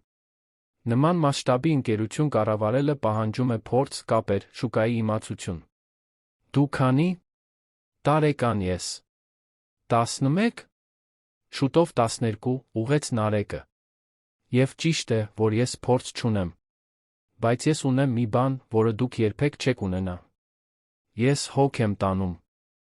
Այն մարդկանց մասին, ովքեր աշխատում են այստեղ։ Հայրս այս ընկերությունը կառուցել է վստահության հարաբերությունների հիման վրա։ Ես դա չեմ վաճառի մեկին, ով միայն թվեր է տեսնում։ Արշակը նայեց Էդվարդին, կարծես սպասելով, որ նա ինչ-որ բան կասի։ Բայց Էդվարդը լուռ մնաց, ձեռքերը խաչած, հետելով։ Էդվարդ, դու գործարար մարդ ես։ Մի բանական բան ասա այս տղային, պնդեց Արշակը։ Նա արդեն ասաց այն ամենը, ինչ պետք էր ասել, հանգիստ պատասխանեց Էդվարդը։ Ընկերությունը վաճառքի ենթակա չէ։ Արշակը կարմրեց։ Դուք սխալ եք թույլ տալիս։ 6 ամսից այս ընկերությունը հատակին է լինելու։ Եվ երբ դա պատահի, ինձ չփնտրեք։ Նա կտրուկ վեր կացավ դուրս եկավ, դուռը հետից շխկացնելով։ Նարեկը Էդվարդը մի պահ լուռ մնացին։ Հետո Էդվարդը ցածրաձայն ծիծաղեց։ Դու քաջություն ունես, տղա։ Դա քեզնից չես խլի։ Նա կվերադառնա, հարցրեց Նարեկը։ Անկասկած։ Եվ իր հետ ուրիշներին կբերի։ Բայց մի անհանգստացիր։ Մենք պատրաստ կլինենք։ Եվ այսպես, առանց իմանալու, Նարեկը հենց նոր ձեռք էր բերել մի հզոր թշնամի։ Բայց նա ապացուցել էր մի հիմնարար բան։ Նա պարզապես պասիվ ժառանգորդ չէր։ Նա մեկն էր, ով պատրաստ էր պայքարել այն ժառանգության համար, որը հայրը թողել էր իրեն։ Եվ դա, Էդվարդն այդ պահին հասկացավ, ավելի արժեքավոր էր, քան ցանկացած կարողություն։ Հաջորդ շաբաթները դիմացկունության փորձություն էին։ Արշակ Գալստյանը չէր ստել վերադառնալու մասին։ Նա վերադարձավ, բայց ոչ միայնակ։ Նա իր հետ բերեց լուրերի կասկածների մի լուր, բայց կործանարար արշավ։ Միջազգային գործընկերները սկսեցին անանուն զանգեր ստանալ, որոնք հարցականի տակ էին դնում Մելիքյան իմպորտ-էքսպորտի կայունությունը։ Հին հաճախորդներին մրցակիցների կողմից գայթակղիչ առաջարկներ էին արվում։ Դա կուլիսային պատերազմ էր, մղվող հանրության աչքից հեռու, բայց նույնքան դաժան։ Էդվարդը անմիջապես հասկացավ ռազմավարությունը։ Նա նախկինում տեսել էր նման մարտավարություններ, որոնք ինքն էր օգտագործել այլ ժամանակներում։ Դա այն կեղտոտ խաղն էր, որը տիրում էր բիզնեսի աշխարհում, որտեղ հեղինակությունը նույնքան արժեքավոր էր, որքան փողը։ Նարեկ, մենք պետք է խոսենք, մի առավոտ ասաց Էդվարդը, մտնելով գրասենյակ, որտեղ տղան Անիի հետ ֆինանսական հաշվետվություններ էր ուսումնասիրում։ Իրավիճակը դառնում է օրհասական։ Այս շաբաթ մենք 3 կարևոր պայմանագիր ենք կորցրել։ Պայմանագրեր, որոնք տարիներով ունեինք։ Ինչո՞ւ, հարցրեց Նարեկը, թողնելով թղթերը ամբողջությամբ կենտրոնանալով հորեղբոր վրա։ Որովհետև մեր գործընկերները վախեցած են։ Վախենում են, որ առանց Ռոբերտի ընկերությունը չի կարողանա պահպանել որակի վստահելիության նույն չափանիշները։ Եվ Գալստյանը սնում է այդ վախը, առաջարկելով ավելի լավ պայմաններ, խոստանալով կայունություն։ Նա կառուցում է այն թեզը, որ մենք անկում ապրող ընկերություն ենք։ Բայց մենք այդպիսին չենք, բողոքեց Նարեկը։ Մեր թվերը կայուն են։ Մեր որակը մնում է նույնը։ Ես դա գիտեմ։ Դու դա գիտես։ Բայց բիզնեսում ընկալումն ամեն ինչ է։ Եթե մարդիկ հավատում են, որ մենք խորտակվում ենք, նրանք դուրս կթռչեն նավից, քանի դեռ ուշ չէ։ Այդ դեպքում ինչ ենք անում, հարցրեց Նարեկը, զգալով պատասխանատվության բեռը կրծքին։ Էդվարդը խորը շունչ քաշեց նախքան պատասխանելը։ Մենք մի մեծ պայմանագիր ունենք սեղանին։ Դա մի ճապոնական խմբի հետ է, որը գլխավորում է պարոն Տանակա Հիրոշին։ Նրանք մեր ընկերության միջոցով Ասիայից էլեկտրոնիկա տեխնոլոգիական բաղադրիչներ են ներմուծում ողջ տարածաշրջան։ Այդ պայմանագիրը միայնակ կազմում է մեր տարեկան եկամտի 20%-ը։ Եթե մենք կորցնենք այն, ստիպված կլինենք աշխատակիցներ կրճատել։ Իսկ եթե աշխատակիցներ կրճատենք, Գալստյանի թեզը կհաստատվի։ Երբ է հանդիպումը նրանց հետ, հարցրեց Նարեկը։ 2 շաբաթից։ Երանում։ Բայց ահա խնդիրը։ Նրանք չեն ուզում բանակցել ինձ հետ։ Նրանք ուզում են ճանաչել քեզ։ Նոր սեփականատիրոջը։ Ուզում են իմանալ, թե արդյոք Ռոբերտ Մելիքյանի փիլիսոփայությունը դեռ կենդանի է ընկերությունում։ Նարեկը զգաց, թե ինչպես է ստամոքսը սեղմվում։ Ինչ։ 11 տարեկան երեխան միջազգային գործնական հանդիպման ժամանակ։ Դա անհեթեթ էր թվում։ Անհնար։ Ես չգիտեմ, կարող եմ դա անել, խոստովանեց նա, ձայնը թեթակի դողալով։ Անին, որը մինչ այդ լուռ էր մնացել, հանգստացնող ձեռքը դրեց Նարեկի ուսին։ Դու մենակ չես լինելու այս հարցում։ Էդվարդը այնտեղ կլինի։ Ես այնտեղ կլինեմ։ Եվ ավելի կարևոր է, դու ունես մի բան, որը ոչ մի փորձառու գործարար չունի՝ անկեղծություն։ Մարդիկ ճանաչում են իսկությունը, երբ տեսնում են այն։ Նա ճիշտ է, համաձայնեց Էդվարդը։ Ռոբերտը նվաճեց այդ գործընկերներին ոչ միայն իր կարողությամբ, այլ ազնվությամբ։ Նա ընդունում էր, երբ ինչ-որ բան չգիտեր։ Օգնություն էր խնդրում, երբ անհրաժեշտ էր։ Եվ միշտ կատարում էր իր խոստումները։ Եթե դու նույնն անես, հնարավորություն կունենաս։ Իսկ եթե ես ձախողվեմ։ Եթե ես կորցնեմ այդ պայմանագիրը, ամբողջ ընկերությունը փլուզվի իմ պատճառով։ Էդվարդը մոտեցավ, առանձնատուն վերադառնալուց հետո առաջին անգամ գրկեց եղբորորդուն։ Այդ դեպքում մենք փորձած կլինենք։ Եվ դա արդեն ավելին է, քան շատերը կարող են ասել։ Բայց ես հավատում եմ քեզ, Նարեկ։ Եվ հայրդ էլ կհավատար։ Նարեկը փակեց աչքերը, փորձեց իր ներսում ինչ-որ տեղ քաջություն գտնել։ Մտածեց մոր մասին, թե ինչպես նա երբեք չէր հանձնվում, նույնիսկ երբ կյանքը դժվարանում էր։ Մտածեց հոր մասին, հույսով սիրով լի այդ բոլոր նամակների մասին։ Եվ մտածեց այն բոլոր մարդկանց մասին, ովքեր կախված էին այդ ընկերությունից իրենց ընտանիքները պահելու համար։ Լավ, վերջապես ասաց նա։ Ես կանեմ դա։ Բայց դուք պետք է ինձ ամեն ինչ սովորեցնեք։ Այն ամենը, ինչ ես պետք է իմանամ։ Եվ այսպես սկսվեց Նարեկի կյանքի ամենաինտենսիվ նախապատրաստությունը։ Էդվարդը 2 շաբաթով չեղարկեց մասնավոր ուսուցիչների դասերը, առանձնատունը վերածեց բիզնեսի ինտենսիվ դպրոցի։ Նրանք սովորում էին առավոտյան ժամը 6-ից մինչ ուշ գիշեր։ Էդվարդը սովորեցնում էր ճապոնական մշակույթի մասին, հարգանքի կարողության, հիերարխիայի, նուրբ ժեստերի մասին, որոնք կարող են ամեն ինչ փոխել բանակցությունների ժամանակ։ Երբ ողջունես պարոն Տանակային, խոնարհվիր։ Ոչ շատ, դա չափազանցված կլիներ երեխայի կողմից։ Բայց բավարար, հարգանք ցուցաբերելու համար։ Պահպանիր հայացքի կապը, բայց ոչ մարտահրավեր նետող ձով։ Ավելի շատ լսիր, քան խոսիր։ Եվ երբեք մի ընդհատիր։ Նարեկը կլանում էր յուրաքանչյուր դաս, նշումներ անելով, վարժվելով։ Անին օգնում էր սիմուլյացիաների հարցում, խաղալով տարբեր ղեկավարների դերեր, փորձարկելով Նարեկի արձագանքները։ Տիկին Գոհարը սննդարար ուտեստներ էր պատրաստում տղայի էներգիան պահպանելու համար, իսկ գիշերը նստում էր նրա կողքին, երբ նա մեկ անգամ վերանայում էր ամեն ինչ քնելուց առաջ։ Դու կհաջողես, իմ սիրելի, ասում էր նա, մայրական քնքշանքով շոյելով Նարեկի մազերը։ Դու ունես հորդ խելքը, մորթ ուժը։ Չկա ավելի լավ համադրություն։ Բայց Էդվարդը սովորեցնում էր ոչ միայն բանակցային հմտություններ։ Նա կիսվում էր ընկերության պատմություններով, այն մարտահրավերներով, որոնց Ռոբերտը բախվել էր տարիների ընթացքում, ճգնաժամերով, որոնք գրեթե կործանել էին ամեն ինչ, թե ինչպես էր նա միշտ լուծում։ Գտնում, հիմնված ամուր սկզբունքների վրա։ Մի տարի կար, պատմում էր Էդվարդը, երբ մենք խնդիր ունեցանք Չինաստանից եկած բեռի հետ։ Ապրանքները թերի էին։ Ռոբերտը կարող էր դա հրել հաճախորդների վրա պատասխանատվությունը փոխանցել։ Բայց նա դա չարեց։ Նա ստանձնեց վնասը, փոխարինեց ամեն ինչ, դեռ սպահեց իր խոսքը չինացի մատակարարի հետ, օգնելով նրանց բարելավել որակի վերահսկողությունը։ Դա արժեցավ գրեթե 100 միլիոն դրամ։ Բայց գիտես, թե ինչ պատահեց։ Ինչ, հարցրեց Նարեկը, հիացած։ Այդ չինացի մատակարարը դարձավ մեր ամենամեծ գործընկերը։ Եվ բոլոր մյուս մատակարարները լսեցին այդ պատմությունը։ Ռոբերտի, որպես խոսքի տեր մարդու հեղինակությունը տարածվեց ողջ Ասիայով։ Դա լավագույն ներդրումն էր, որ նա երբևէ արել էր։ Նարեկը խորությամբ ընկալեց այս դասը։ Դա ակնթարթային շահույթի մասին չէր։ Դա տական ինչ-որ բան կառուցելու մասին էր։ Մի բան, որը կդիմանար փոթորիկներին։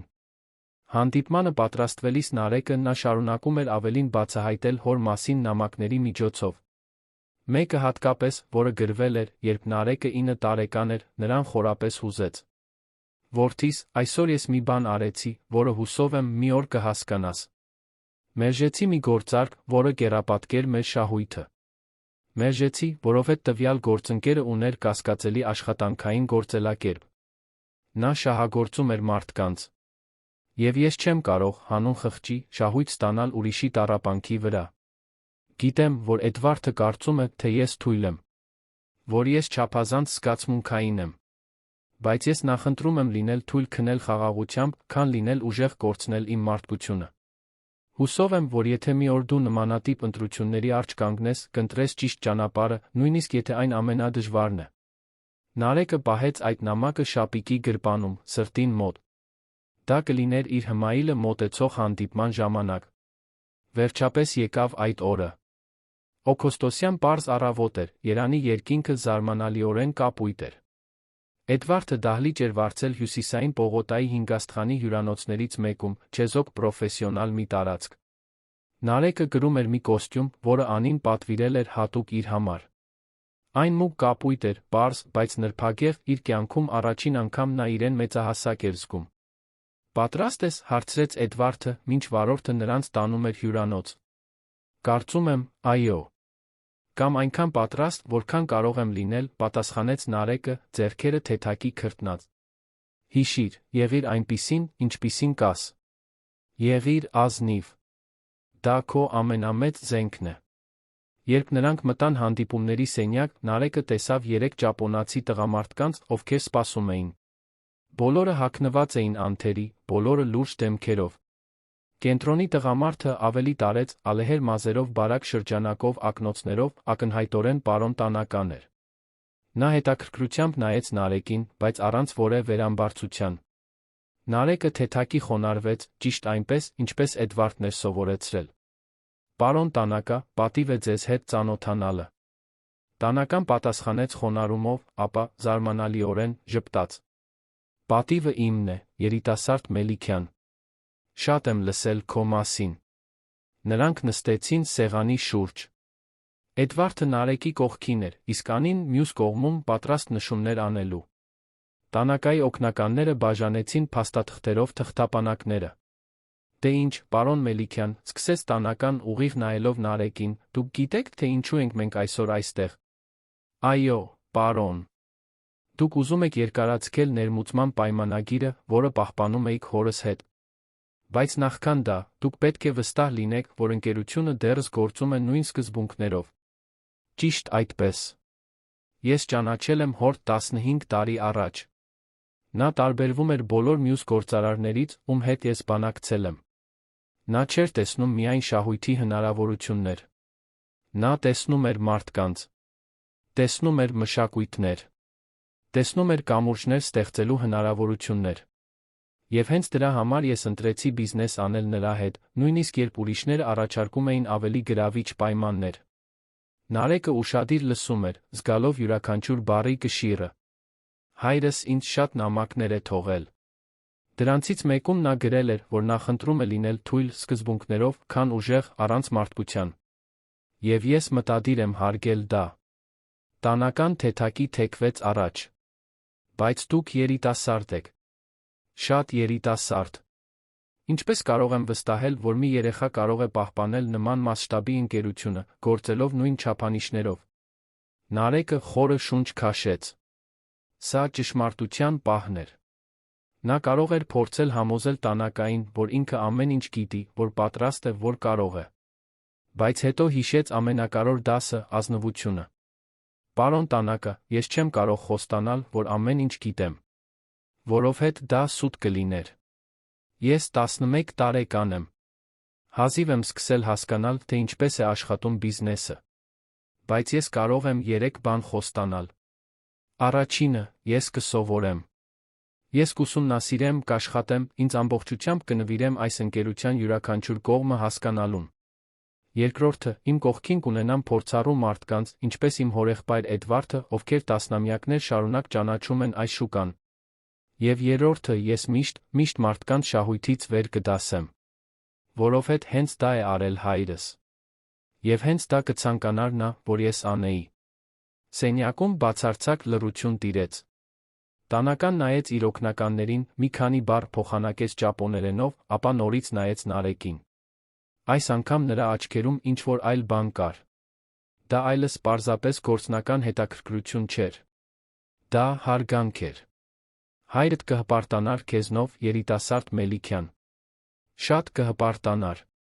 Բայց մենք դեռս գործնական մտահոգություններ ունենք, ասաց օգնականներից մեկը, թերթելով փաստաթղթերը։ Լուրեր կան, որ ընկերությունը պայմանագրեր է կորցնում։ Որ կայունությունը վտանգված է։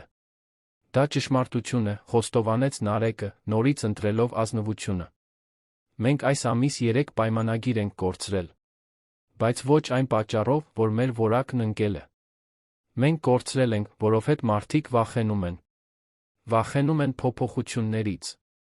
Եվ կան մարդիկ, ովքեր շահագործում են այդ վախը իրենց օգտի համար։ Ինչպիսին պարոն Արշակ Գալստյանը, հարցրեց Տանական, ցույց տալով, որ նա հստակ գիտի, թե ինչ է կատարվում։ Այո, պարոն։ Նա մեզ նույնպես դիմեց։ Շատ գայթակղիչ պայմաններ առաջարկեց։ Բայց այդ մարդու մեջ ինչ-որ բան կա, որն ինձ դուր չի գալիս։ Նա տեսնում է միայն փողը։ Չի տեսնում մարդկանց։ Նարեկը զգաց, թե ինչպես է հույսի մի կայծ բռնկվում կրծքում։ Հենց այդպես է։ Հայրս այս ընկերությունը կառուցել է հարաբերությունների վրա։ Վստահության վրա։ Եվ դա չի փոխվում, որովհետև նա այլևս այստեղ չէ։ Էությունը շարունակվում է։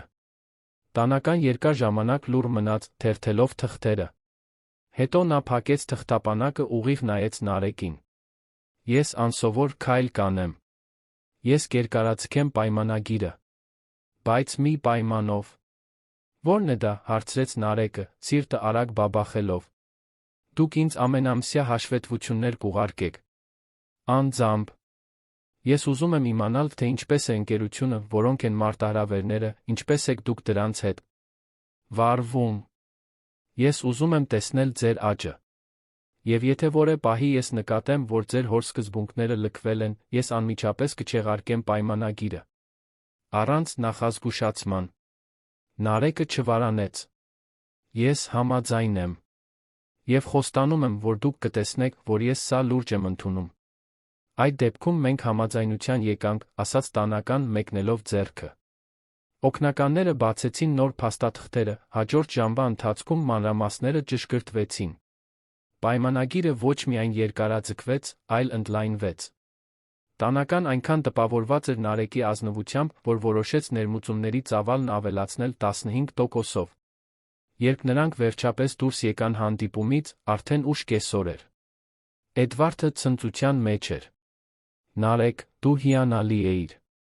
Բացարձակապես հիանալի։ Ես պարզապես ազնիվ էի, ասաց Նարեկը, դեռս մարսելով պատահածը։ Եվ հենց դա էլ աշխատեց։ Դու արեցիր մի բան, որը քիչ գործարարների է հաջողվում։ Դու անկեղծ էիր։ Եվ մարդիկ ճանաչում են դա։ Անին ամուր գրկեց Նարեկին։ Այնքան հպարտ եմ քեզնով։ Հայրդ նույնպես կլիներ։ Մեքենայի մեջ, վերադառնալով առանձնատուն, Նարեկը պատուհանից նայեց քաղաքին, որը հիմա մի փոքր ավելի քիչ վախենալու էր թվում։ Նա բախվել էր իր կյանքի մեծագույն մարտահրավերներից մեկին հաղթել էր։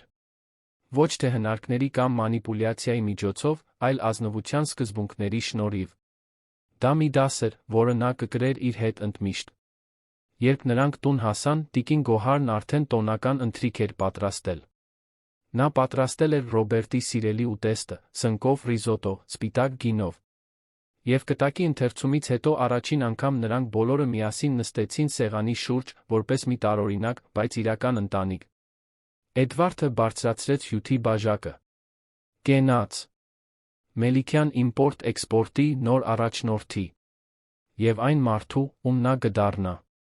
Բոլորը խփեցին բաժակները, Նարեկը զգաց, թե ինչպես է ջերմությունը տարածվում կրծքում։ Դա դեռ երջանկություն չէր, բայց դա բավարարվածություն էր։ Կարևոր մի բան արած լինելու զգացողությունը։ Սիրելի մարդկանց հիշատակը հարգելու զգացողությունը։ Բայց տոնակատարությունը երկար չտեց։ Հաջորդ առավոտ, երբ Նարեկն իջավ նախաճաշի, գտավ Էդվարդին հյուրասենյակում, մռայլ դեմքով, ձեռքին մի ծրար պահած։ Ինչ է պատահել, հարցրեց Նարեկը, անմիջապես զգալով, որ ինչ-որ բան այնպես չէ։ Գալստյանը չի հանձնվել։ Նա դատի է տվել ընկերությանը։ Պնդում է, որ երկրորդական կտակը կեղծ է, որ եղել է հարկադրանք, որ Ռոբերտը գիտակից վիճակում չի եղել, երբ պատրաստել է այն։ Դա ամբողջությամբ սուտ է, իհարկե։ Բայց դա իրավական պայքար է, որը կարող է տարիներ տել։ Նարեկը զգաց, թե ինչպես է հողը փախչում ոտքերի տակից։ Նա կարող է դա անել։ Նա կարող է փորձել։ Եվ նույնիսկ եթե վերջում պարտվի, դատավարությունն ինքնին կխլի փող, ժամանակ, հեղինակություն։ Դա հենց այն է, ինչ նա ուզում է։ Մեզ թուլացնել։ Այդ դեպքում մենք պայքարում ենք, ասաց Նարեկը վճռականությամբ։ Մենք ունենք փաստաթղթերը։ Ունենք ապացույցները։ Եվ ունենք ճշմարտությունը։ Էդվարդը նայեց եղբորորդուն, այդ պահին տեսավ ոչ թե երեխայի, այլ մեկի, ով արագորեն վերածվում էր երիտասարդ առաջնորդի։ Այո։ Մենք պայքարում ենք։ Հաջորդ ամիսները փաստաբանների հետ հանդիպումների, ցուցմունքների, ապացույցների հավաքագրման մի հորցանուտ էին։ Պարոն Հայկն աշխատում էր անդադար, կառուցելով հիմնավորված մի գործ, որն ապացուցում էր ոչ միայն կտակի օրինականությունը, այլ Ռոբերտի հոգեկան առողջությունը այն պատրաստելու պահին։ Կանչվեցին վկաներ, բժիշկներ, ովքեր բուժել էին նրան, աշխատակիցներ, ովքեր աշխատել էին նրա հետ մինչ վերջին օրերը, գործընկերներ, ովքեր հաստատեցին նրա գիտակցվածությունը։ Բայց թերս ամենահզոր ապացույցը եկավ անսպասելի տեղից։ Տիկին Գոհարը, հուզիչ ցուցմունքի ժամանակ, ներկայացրեց մի օրագիր, որը պահում էր Ռոբերտը։ Այնտեղ ամենօրյա նշումներ էին, ներառյալ մտորումներ Նարեկի մասին, Անահիտի մասին, այն կտակի մասին, որը նա պատրաստում էր։ Գրառումները մանրամասն էին, հետողական հստակ ցույց էին տալիս, որ տղամարդը լիովին վերահսկում էր իր գործողությունները։ Ես պահել եմ այս օրագիրը, բացատրեց տիկին Գոհարը դատարանում, որովհետև գիտեի, որ մի օր այն կարող է անհրաժեշտ լինել։ Պարոն Ռոբերտը խնդրել էր ինձ պաշտպանել այն։ Եվ հիմա ես հասկանում եմ, ինչու։ Դատավարությունը տեց 4 ամիս։ Ամիսներ, երբ Նարեկը ստիպված էր հավասարակշռել ուսումը, բիզնեսի ուսուցումը, հանրային դատավարության մշտական ճնշումը։ Կային պահեր, երբ նա ուզում էր հանձնվել, պահեր, երբ ցավն այնքան մեծ էր, որ հազիվ էր կարողանում շնչել։ Բայց ամեն անգամ, երբ մտածում էր հանձնվելու մասին, հիշում էր հոր նամակները, մոր բառերը, ուժ էր գտնում շարունակելու համար։ Վերջապես, դեկտեմբերյան մի ցուրտ օր, դատավորը կայացրեց վճիռը։ Երկրորդական կտակը օրինական էր։ Գալստյանի բոլոր պնդումները մերժվեցին։ Եվ ավելին, Գալստյանը դատապարտվեց տուգանք վճարելու անբարեխիղճ դատավարության համար, փորձելով միտումնավոր վնասել ընկերությանը անհիմն մեղադրանքներով։ Երբ լուրը հասավ, Նարեկը գրասենյակում էր Էդվարդի հետ։ Նրանք գրկախառնվեցին, առաջին անգամ Էդվարդը լաց եղավ։ Դրանք տխրության արդյունքներ չէին, այլ թեթության, հպարտության։ Մի բանի, որը նա կարծում էր, թե վաղուց կորցրել էր, հույսի։ Դու հաջողեցիր, ասաց Էդվարդը, ձայնը խեղդված։ Ամեն ինչի դեմ։ Բոլորի դեմ։ Դու հաջողեցիր։ Մենք հաջողեցինք, ուղղեց Նարեկը։ Ես միայնակ սա չէի անի։ Այդ գիշեր առանձնատունը լիքն էր։ Անին եկել էր տոնելու, բերելով տորթեր ուտեստներ։ Տիկին Գոհարը խնջույք էր պատրաստել։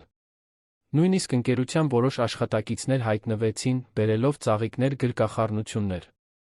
Դա ոչ միայն իրավական հաղթանակի տոնակատարություն էր, այլ ավելի մեծ մի բանի, ապացույցի, որ սկզբունքները դեռ նշանակություն ունեն, որ ազնվությունը դեռ արժեք ունի, որ 11 տարեկան մի երեխա, ոչինչ չունենալով, բացի քաջությունից, ճշմարտությունից, կարող է դիմակայել հզոր մարդկանց հաղթել։ Մինչ բոլորը տոնում էին, Նարեկը միայնակ բարձրացավ հոր գրասենյակ։ Նստեց կաշվե աթոռին, պատուհանից նայեց քաղաքի լույսերին, ցածրաձայն խոսեց, կարծես Ռոբերտը կարող էր լսել իրեն։ Ես արեցի դա, հայրիկ։ Ես հարգեցի քո ժառանգությունը։ Եվ կշարունակեմ հարգել։ Ամեն օր։ Ընդմիշտ։ Եվ այդ լռության պահին, երբ քաղաքը փռված էր նրա առջ որպես հնարավորությունների ծով, Նարեկն ամեն ինչի սկզբից ի վեր առաջին անգամ մի բան զգաց, որը կարծում էր, թե երբեք այլս չի զգա՝ խաղաղություն։ Դա կատարյալ խաղաղություն չէր, դա ցավի բացակայություն չէր։ Բայց դա այն խաղաղությունն էր, որ գալիս է ճիշտ ճանապարհին լինելու գիտակցումից։ Որ ինքը դառնում էր այն մարդը, ում մայրը միշտ ուզել էր տեսնել։ Այն մարդը, ում հայրը միշտ հուսացել էր, որ նա կդառնա։ 3 տարի էր անցել այն անձրոտ օրվանից, երբ 11 տարեկան մի տղա, կեղտոտ վախեցած, մտավ Երանյան ակումբ ձեռքին գաղտնիքներով լի մի ճամպրուկ։ Հիմա 14 տարեկանում Նարեկ Մելիքյանը բոլորովին այլ մարդ էր, բայց մինույն ժամանակ էապես նույնը։ Ֆիզիկապես նա մեծացել էր։ Այլս այն նիհար ու փոքրիկ տղան չէր։ Նա ուներ գրեթե 1 մետր 70 հասակ, ուսերը սկսել էին լայնանալ, իսկ դեմքին հոր գծերն ավելի ու ավելի ակնհայտ էին դառնում։ Բայց հենց աչքերի մեջ էր երում իրական փոփոխությունը։ Դրանք այլս մոլորված երեխայի աչքեր չէին։ Դրանք մեկի աչքերն էին, ով բախվել էր փոթորիկներին ողջ մնացել։ Այնտեղ դեռ կար խոցելիություն, դեռ կար ցավ։ Բայց կար նա ուժ, վճռականություն, նպատակասլացություն։ Մելիքյան իմպորտ-էքսպորտը ոչ միայն գոյատել էր, այլ բարգավաճել էր Էդվարդի հետ նրա համատեղ ղեկավարության ներքո։ Հորեղբայրը հայտնվել էր որպես արտակարգ ուսուցիչ, սովորեցնելով Նարեկին այն ամենը, ինչ գիտեր բիզնեսի աշխարհի մասին, բայց միշտ տեղ թողնելով, որ տղան զարգացնի իր սեփական ոճը։ Եվ Նարեկն ուներ յուրահատուկ ոճ։ Նա համադրում էր Էդվարդի գործարար կարողությունը Ռոբերտի կարեկցանքի հումանիստական տեսլականի հետ։ Դա հազվագյուտ հզոր համադրություն էր։ Ընկերությունն ընդլայնվել էր դեպի նոր շուկաներ։ Ասիայից բացի, հիմա ներմուծումներ էին անում նա Եվրոպայից, Աֆրիկայից։ Նարեկը պնդել էր գործընկերություն հաստատել զարգացող երկրների փոքր արտադրողների հետ, վճարելով արդար գներ օգնելով նրանց աճել։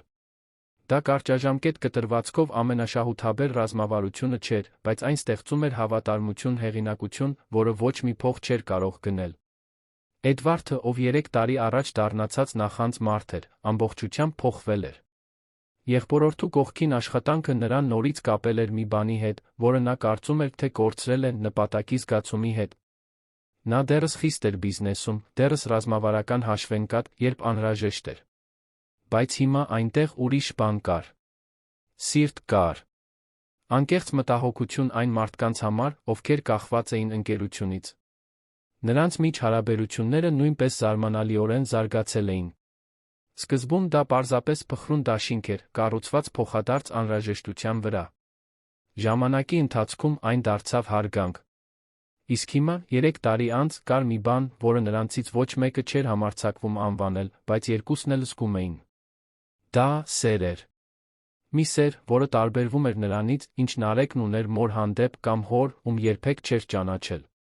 Մի սեր, կառուցված ոչ թե արյան կամ պատմության վրա, այլ ընտրության։ Դժվար պահերին ներկա լինելու վրա։ Ներման վերսկսումների վրա։ Սեպտեմբերյան մի պարզ առավոտ Նարեկն արթնացավ կրծքում մի տարօրինակ զգացողությամբ։ Դա տագնապ չէր, իրականում։ Դա այլ բան էր։ Մի տեսակ անհանգստություն, որը նրան մղում էր ինչ-որ տեղ։ Նա իջավ նախաճաշելու գտավ տիկին Գոհարին խոհանոցում, ինչպես միշտ, պատրաստելիս նախաճաշ թարմ նարնջի հյութ։ «Բարի լույս, իմ սիրելի», ասաց նա այն մայրական ժպիտով, որը Նարեկը սովորել էր սիրել։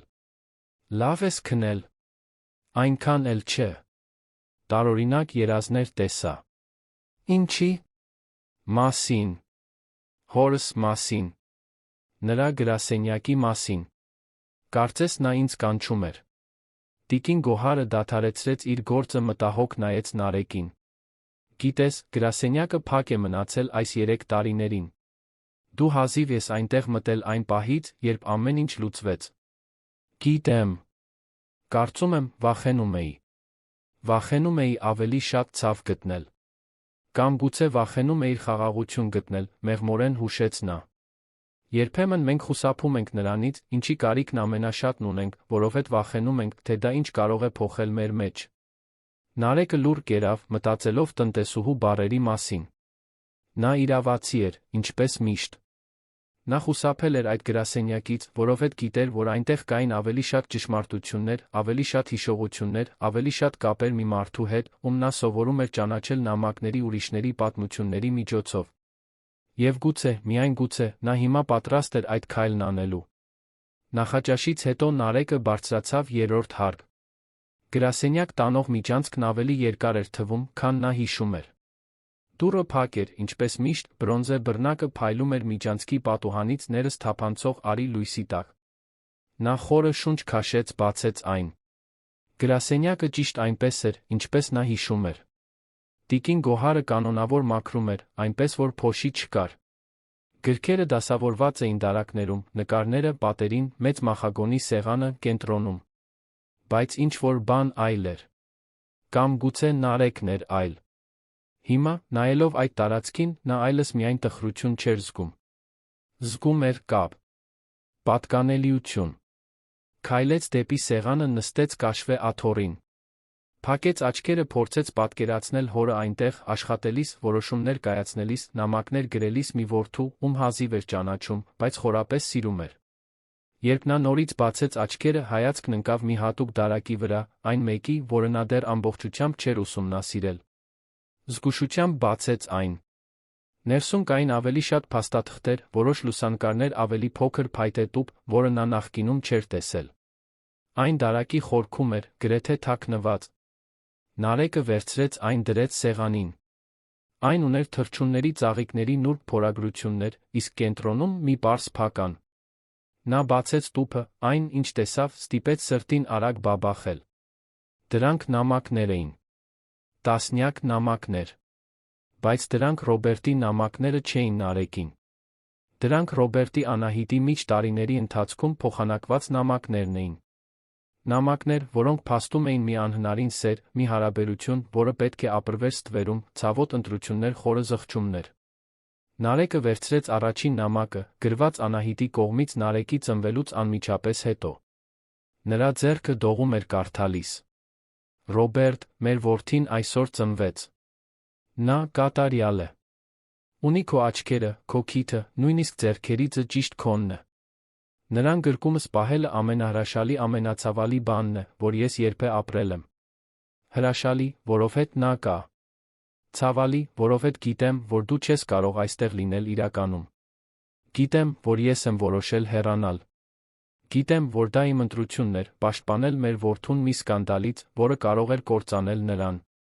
Բայց դա գիշերները պակաս միայնակ չի դարձնում։ Պակաս ցավալի չի դարձնում տեսնելը, թե ինչպես է նա մեծանում առանց հոր։ Ես քեզ չեմ մեղադրում, Ռոբերտ։ Երբեք չեմ մեղադրել։ Դու ունեիր քո պարտականությունները, քո ընտանիքը, քո պարտավորությունները։ Ես հասկանում եմ։ Բայց ես ուզում եմ, որ դու մի բան իմանաս։ Չնայած ամեն ինչին, ես չեմ զղջում։ Չեմ զղջում, որ քեզ ճանաչել եմ։ Չեմ զղջում, որ քեզ սիրել եմ։ Եվ երբեք չեմ զղջա, որ Նարեկին լույս աշխարհ եմ բերել։ Նա մեր երկուսի լավագույնն է։ Եվ ես կհամոզվեմ, որ նա մեծանա, իմանալով, որ սիրված է եղել, նույնիսկ եթե երբեք ամբողջությամբ չհասկանա այս իրավիճակի բարդությունը։ Խնամիր քեզ, իմ սեր։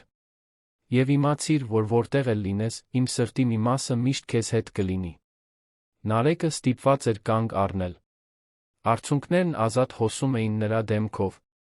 Առաջին անգամ նա կարդում էր հենց մոր բառերը, չֆիլտրված ուրիշների հիշողություններով կամ մեկնաբանություններով։ Եվ այն, ինչ նա կարդում էր այնտեղ, արտակարգ ուժի տեր մի կին էր, ով անհնարին ընտրություններ էր կատարում սիրով քաջությամբ։ Նա վերցրեց մեկ այլ նամակ, այս մեկը գրված Ռոբերտի կողմից, ի պատասխան։ Անահիտ, իմ սիրելի, ստացա Նարեկի լուսանկարը։ Նա գեղեցիկ է։ Կատարյալ։ Եվ սիրտս կտոր է լինում, որ չեմ կարող նրան գրկել։ Դու ամեն ինչում իրավացի ես։ Իրավացի ես, մեզ։ Հանրային քննարկումներից պաշտպանելու հարցում։ Իրավացի ես, ուզենալով նրան տալ նորմալ մանկություն, հեռու լուսարձակներից, դատապարտումներից։ Բայց դա ավելի հեշտ չի դարձնում։ Ամեն գիշեր արթնանում եմ նրա մասին մտածելով։ Պատկերացնելով, թե ինչպես կլիներ լինել այնտեղ ձեզ հետ։ Երազելով մի աշխարհի մասին, որտեղ ես ավելի քաջ կլինեի, որտեղ կխզեի կապերը սպասելիքների հետ, որտեղ կընտրեի սերը պարտքի փոխարեն։ Բայց ես չարեցի դա։ Եվ հիմա պետք է ապրեմ այդ հետանքներով։ Միակ բանը, որ կարող եմ անել, համոզվելն է, որ դու Նարեկը երբեք կարիքի մեջ չլինեք։ Գիտեմ, որ դու հպարտ ես, գիտեմ, որ հազվադեպ ես ընդունում իմ ֆինանսական օգնությունը։ Բայց խնդրում եմ, գոնե ընդունիր այն հիմնադրամը, որը ես ստեղծել եմ նրա կրթության համար։ Դա նվազագույնն է, որ ես կարող եմ անել։ Եվ երբ ճիշտ ժամանակը գա, երբ զգաս, որ նա պատրաստ է, պատմիր ճշմարտությունը։ Ցույց տուր նամակները։ Ցույց տուր փաստաթղթերը։ Թող նա իմանա, որ ունեցել է մի հայր, ով սիրել է իրեն, նույնիսկ հեռվից։ Մի անկատար հայր, գուցե նույնիսկ վախկոտ, բայց ով միշտ մտածել է իր մասին։ Սիրում եմ քեզ, Անահիտ։ Միշտ կսիրեմ։ Դա այն քիչ հաստատուն բաներից մեկն է, որ ես ունեմ այս խճճված կյանքում։ Նարեկը ժամեր անցկացրեց այդ նամակները կարդալով։ Դա տարիների նամակագրություն էր, որը փաստում էր ոչ միայն մի արգելված սեր, այլ հենց իր աճը։ Կային նամակներ, որտեղ Ռոբերտը նկարագրում էր, թե ինչպես էր լաց լինում Նարեկի յուրաքանչյուր ծննդյան օրը։ Նամակներ, որտեղ Անահիտը պատմում էր որդու փոքրիկ հաջողությունների մասին, առաջին բառը, առաջին քայլերը, դպրոցի առաջին օրը։ Այնտեղ ցավ կար, այո։ Բայց կար նա այնքան սեր, որ թվում էր դուրս է հորթում էջերից։ Մի նամակ հատկապես, որը գրվել էր Անահիտի կողմից իր հեռանալուց քիչ առաջ, Նարեկին ստիպեց լիովին կանգ առնել։ Ռոբերտ, գիտեմ, որ իմ ժամանակը սպառվում է։ Բժիշկներն ասում են, որ այլս ոչինչ չի կարելի անել։ Եվ դա նորմալ է։ Ես ապրեցի լիարժեք կյանք։ Սիրեցի խորապես։ Մեծացրի հրաշալի որդի։ Զղջումներ չունեմ։ Բայց մի խնդրանք ունեմ։ Խնամիր Նարեկին։ Ոչ թե հեռվից, ոչ թե կտակների փողի միջոցով։ Ես նկատի ունեմ, իսկապես խնամիր նրան։ Գիտեմ, որ դու ամեն ինչ պատրաստել ես, գիտեմ, որ նա կունենա ֆինանսական միջոցներ։ Բայց նա ավելիի կարիքը կունենա։ Նա կարիք կունենա մեկի, ով կառաջնորդի իրեն, կպաշտպանի, կօգնի նրան կողմնորոշվել այս դաժան աշխարհում, առանց կորցնելու իր բարությունը։ Գիտեմ, որ դու արդեն այնտեղ չես լինի, երբ նա սա կարդա։ Գիտեմ, որ մենք անհնարինն ենք խնդրում։ Բայց գուցե ինչ-որ կերպ քո սերը նրա հանդեպ դրսևորվի այն մարդկանց միջոցով, ում դու թողել ես քեզնից հետո։ Էդվարդի միջոցով, ով չնայած իր բոլոր թերություններին, քո եղբայրն է ավելի լավը դառնալու պոտենցիալ ունի։ Տիկին Գոհարի միջոցով, ով քեզ միշտ սիրել է որդու պես։ Բոլոր նրանց միջոցով, ովքեր քեզ ճանաչել են, տեսել են այն լավ մարդուն, որը դու էիր։ Նարեկն ուժեղ է, Ռոբերտ։ Ավելի ուժեղ, քան ես։ Ավելի ուժեղ, քան դու։ Նա կհաղթահարի սա։ Եվ ավելին, քան պարզապես հաղթահարելը, նա կբարգավաճի։ Նա կհարգի քո ժառանգությունը այնպես, որ ոչ դու, ոչ ես չէինք կարող պատկերացնել։ Վստահում եմ նրան։ Եվ վստահում եմ, որ որտեղ էլ լինես, հետում ես նրան։ Միշտ։ Ամբողջ սիրով, մինչ վերջ դրանից հետո։ Անահիտ։ Նարեկը փակեց նամակը, գլուխը հենեց ձեռքերին։ Լաց եղավ այնպես, ինչպես վաղուց չէր լաց եղել։ Լաց եղավ մոր համար, ով հեռացել էր, հոր համար, ում երբեք չէր ճանաչել, մարդկային սիրո ցավոտ գեղեցիկ բարդության համար։ Բայց մինույն ժամանակ նա զգաց, թե ինչպես է ինչ-որ բան հանդարտվում իր ներսում։ Մի խաղաղություն, որը գալիս էր վերջապես ողջ պատմությունը հասկանալուց։ Ոչ միայն դրա կտորները, ոչ միայն ֆիլտրված տարբերակները, այլ ամբողջական մերկ ճշմարտությունը։ Չգիտեր, թե որքան ժամանակ էր անցել, երբ լսեց քայլերի ձայն միջանցքում։ Դուռը բացվեց, Էդվարդը մտավ։ Նա կանգ առավ, տեսնելով Նարեկին, աչքերը կարմրած, նամակները սեղանին սփռված։ Գտա նամակները, մեղմ ասաց Էդվարդը, դա հարց չէր։ Այո, պատասխանեց Նարեկը, ձայնը խռպոտ։ Ես երբեք չգիտեի։ Երբեք չգիտեի, թե որքան էին նրանք միմյանց սիրում։ Թե որքան են տառապել։ Էդվարդը նստեց սեղանի դիմացի բազկաթոռին։ Ես գիտեի։ Կամ գոնե կասկածում էի։ Տեսա, թե ինչպես եղբայրս փոխվեց, երբ հանդիպեց Անահիտին։ Տեսա նրան կամաց-կամաց կործանվելիս, երբ ստիպված էր ընտրել նրա ընտանեկան պարտավորությունների մեջ։ Եվ ես դաժան էի։ Սարսափելի բաներ ասացի։ Ճնշեցի նրան, որ կատարի կազմակերպված ամուսնությունը։ Համոզեցի նրան, որ դա միակ տրամաբանական ընտրությունն էր։ Ինչո՞ւ, հարցրեց Նարեկը, առանց մեղադրանքի, պարզապես փորձելով հասկանալ։ Էդվարդը խորը շունչ քաշեց։ Որովհետև ես վախենում էի։ Վախենում էի, որ եթե նա հետեր սրտին, եթե խզեր կապերը սպասելիքների հետ, ընտանիքի ողջ կառուցվածքը կփլուզվեր։ Ես ապրում էի այս ընկերության համար, Մելիքյան անվան համար, դրա հետ եկող իշխանության կարգավիճակի համար։ Եվ չէի կարողանում հասկանալ, որ եղբայրս ավելին էր ուզում։ Մի իրական բան։ Մի բան, որը չէր կարող չափվել փողով կամ ազդեցությամբ։ Նարեկը երկար նայեց հորեղբորը։ Իսկ հիմա։ Ինչ եք դուք ուզում հիմա։ Էդվարդը տխուր ժպտաց։ Հիմա։ Հիմա ուզում եմ արժանի լինել այն ներմանը, որը դու ինձ տվեցիր 3 տարի առաջ։ Ուզում եմ լինել այն մարդը, ում եղբայրս միշտ հավատացել է, որ ես կարող եմ լինել։ Ուզում եմ լինել այն հորեղբայրը, որին դու արժանի ես։ Դա կատարյալ չէ։ Դա չի ջնջում անցյալի սխալները։ Բայց դա այն է, ինչ ես ունեմ առաջարկելու։ Նարեկը վեր կացավ, քայլեց դեպի հորեղբայրը։ Եվ հետո, առաջին անգամ նրանց ծանոթությունից ի վեր, նրան իսկապես գրկեց։ Դա պաշտոնական կամ արարողակարգային գրկախառնություն չէր։ Դա ներման գրկախառնություն էր։ Ընդունման։ Ընտանիքի։ Դուք արդեն այդ մարդն եք, ասաց Նարեկը։ Դուք դա ապացուցել եք ամեն օր վերջին 3 տարիների ընթացքում։ Դուք ինձ սովորեցրել եք, պաշտպանել եք, եղել եք իմ կողքին յուրաքանչյուր պայքարում։ Դուք իմ ընտանիքն եք, Էդվարդ։ Ոչ թե որովհետև արյունն է այդպես ասում, այլ որովհետև մենք ընտրել ենք այդպիսին լինել։ Էդվարդը պատասխանեց գրկախառնությանը, նրա արցունքները վերջապես հոսեցին։ Դրանք ազատագրման արցունքներ էին։ 3 տարվա մեղքի զղջման զգացումի վերջնական թոթափում։ Մի հուզական բանտի, որը նա ինքն էր կառուցել, վերջնական փլուզում։ Երբ նրանք բաժանվեցին, Էդվարդը սրբեց արցունքները ձեռքի թիկունքով, գրեթե ամաչելով։ Ներիր։ Սովոր չեմ այսպես հուզվել։ Կարիք չկա ներողություն խնդրելու։ Զգացմունքներն են մեզ մարդ դարձնում։ Հայրդ սովոր էր դա ասել, ասաց Էդվարդը ժպիտով։ Ես կարծում էի, թե դա թուլություն է։ Հիմա գիտեմ, որ դա իմաստնություն էր։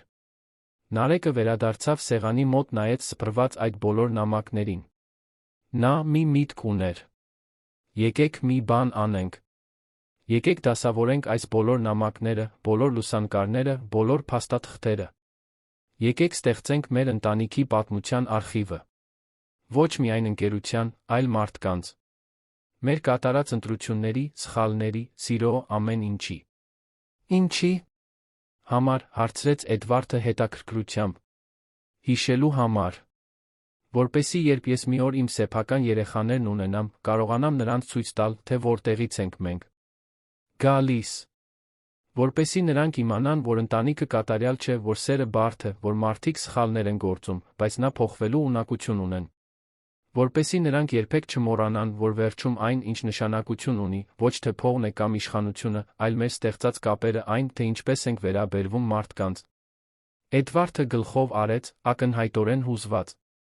Հայրդ շատ կհպարտանար այն մարդով, ում դու դառնում ես, Նարեկ։ Հուսով եմ, այդպես է։ Եվ հուսով եմ, որ նա հպարտ է քեզնով։ Այն մարդու համար, ում դու դարձար։ Նրանք կեսօրի մնացած մասն անցկացրեցին գրասենյակը միասին կարգավորելով։ Նամակները բաժանելով ըստ ամսաթվերի, լուսանկարները դասավորելով ալբոմներում, փաստաթղթերը կատալոգավորելով։ Դա մանրակրկիտ աշխատանք էր, բայց նա թերապևտիկ։ Յուրաքանչյուր կարդացված նամակ մի բուժված վերք էր։ Յուրաքանչյուր դասավորված լուսանկար մի հարգված հիշողություն։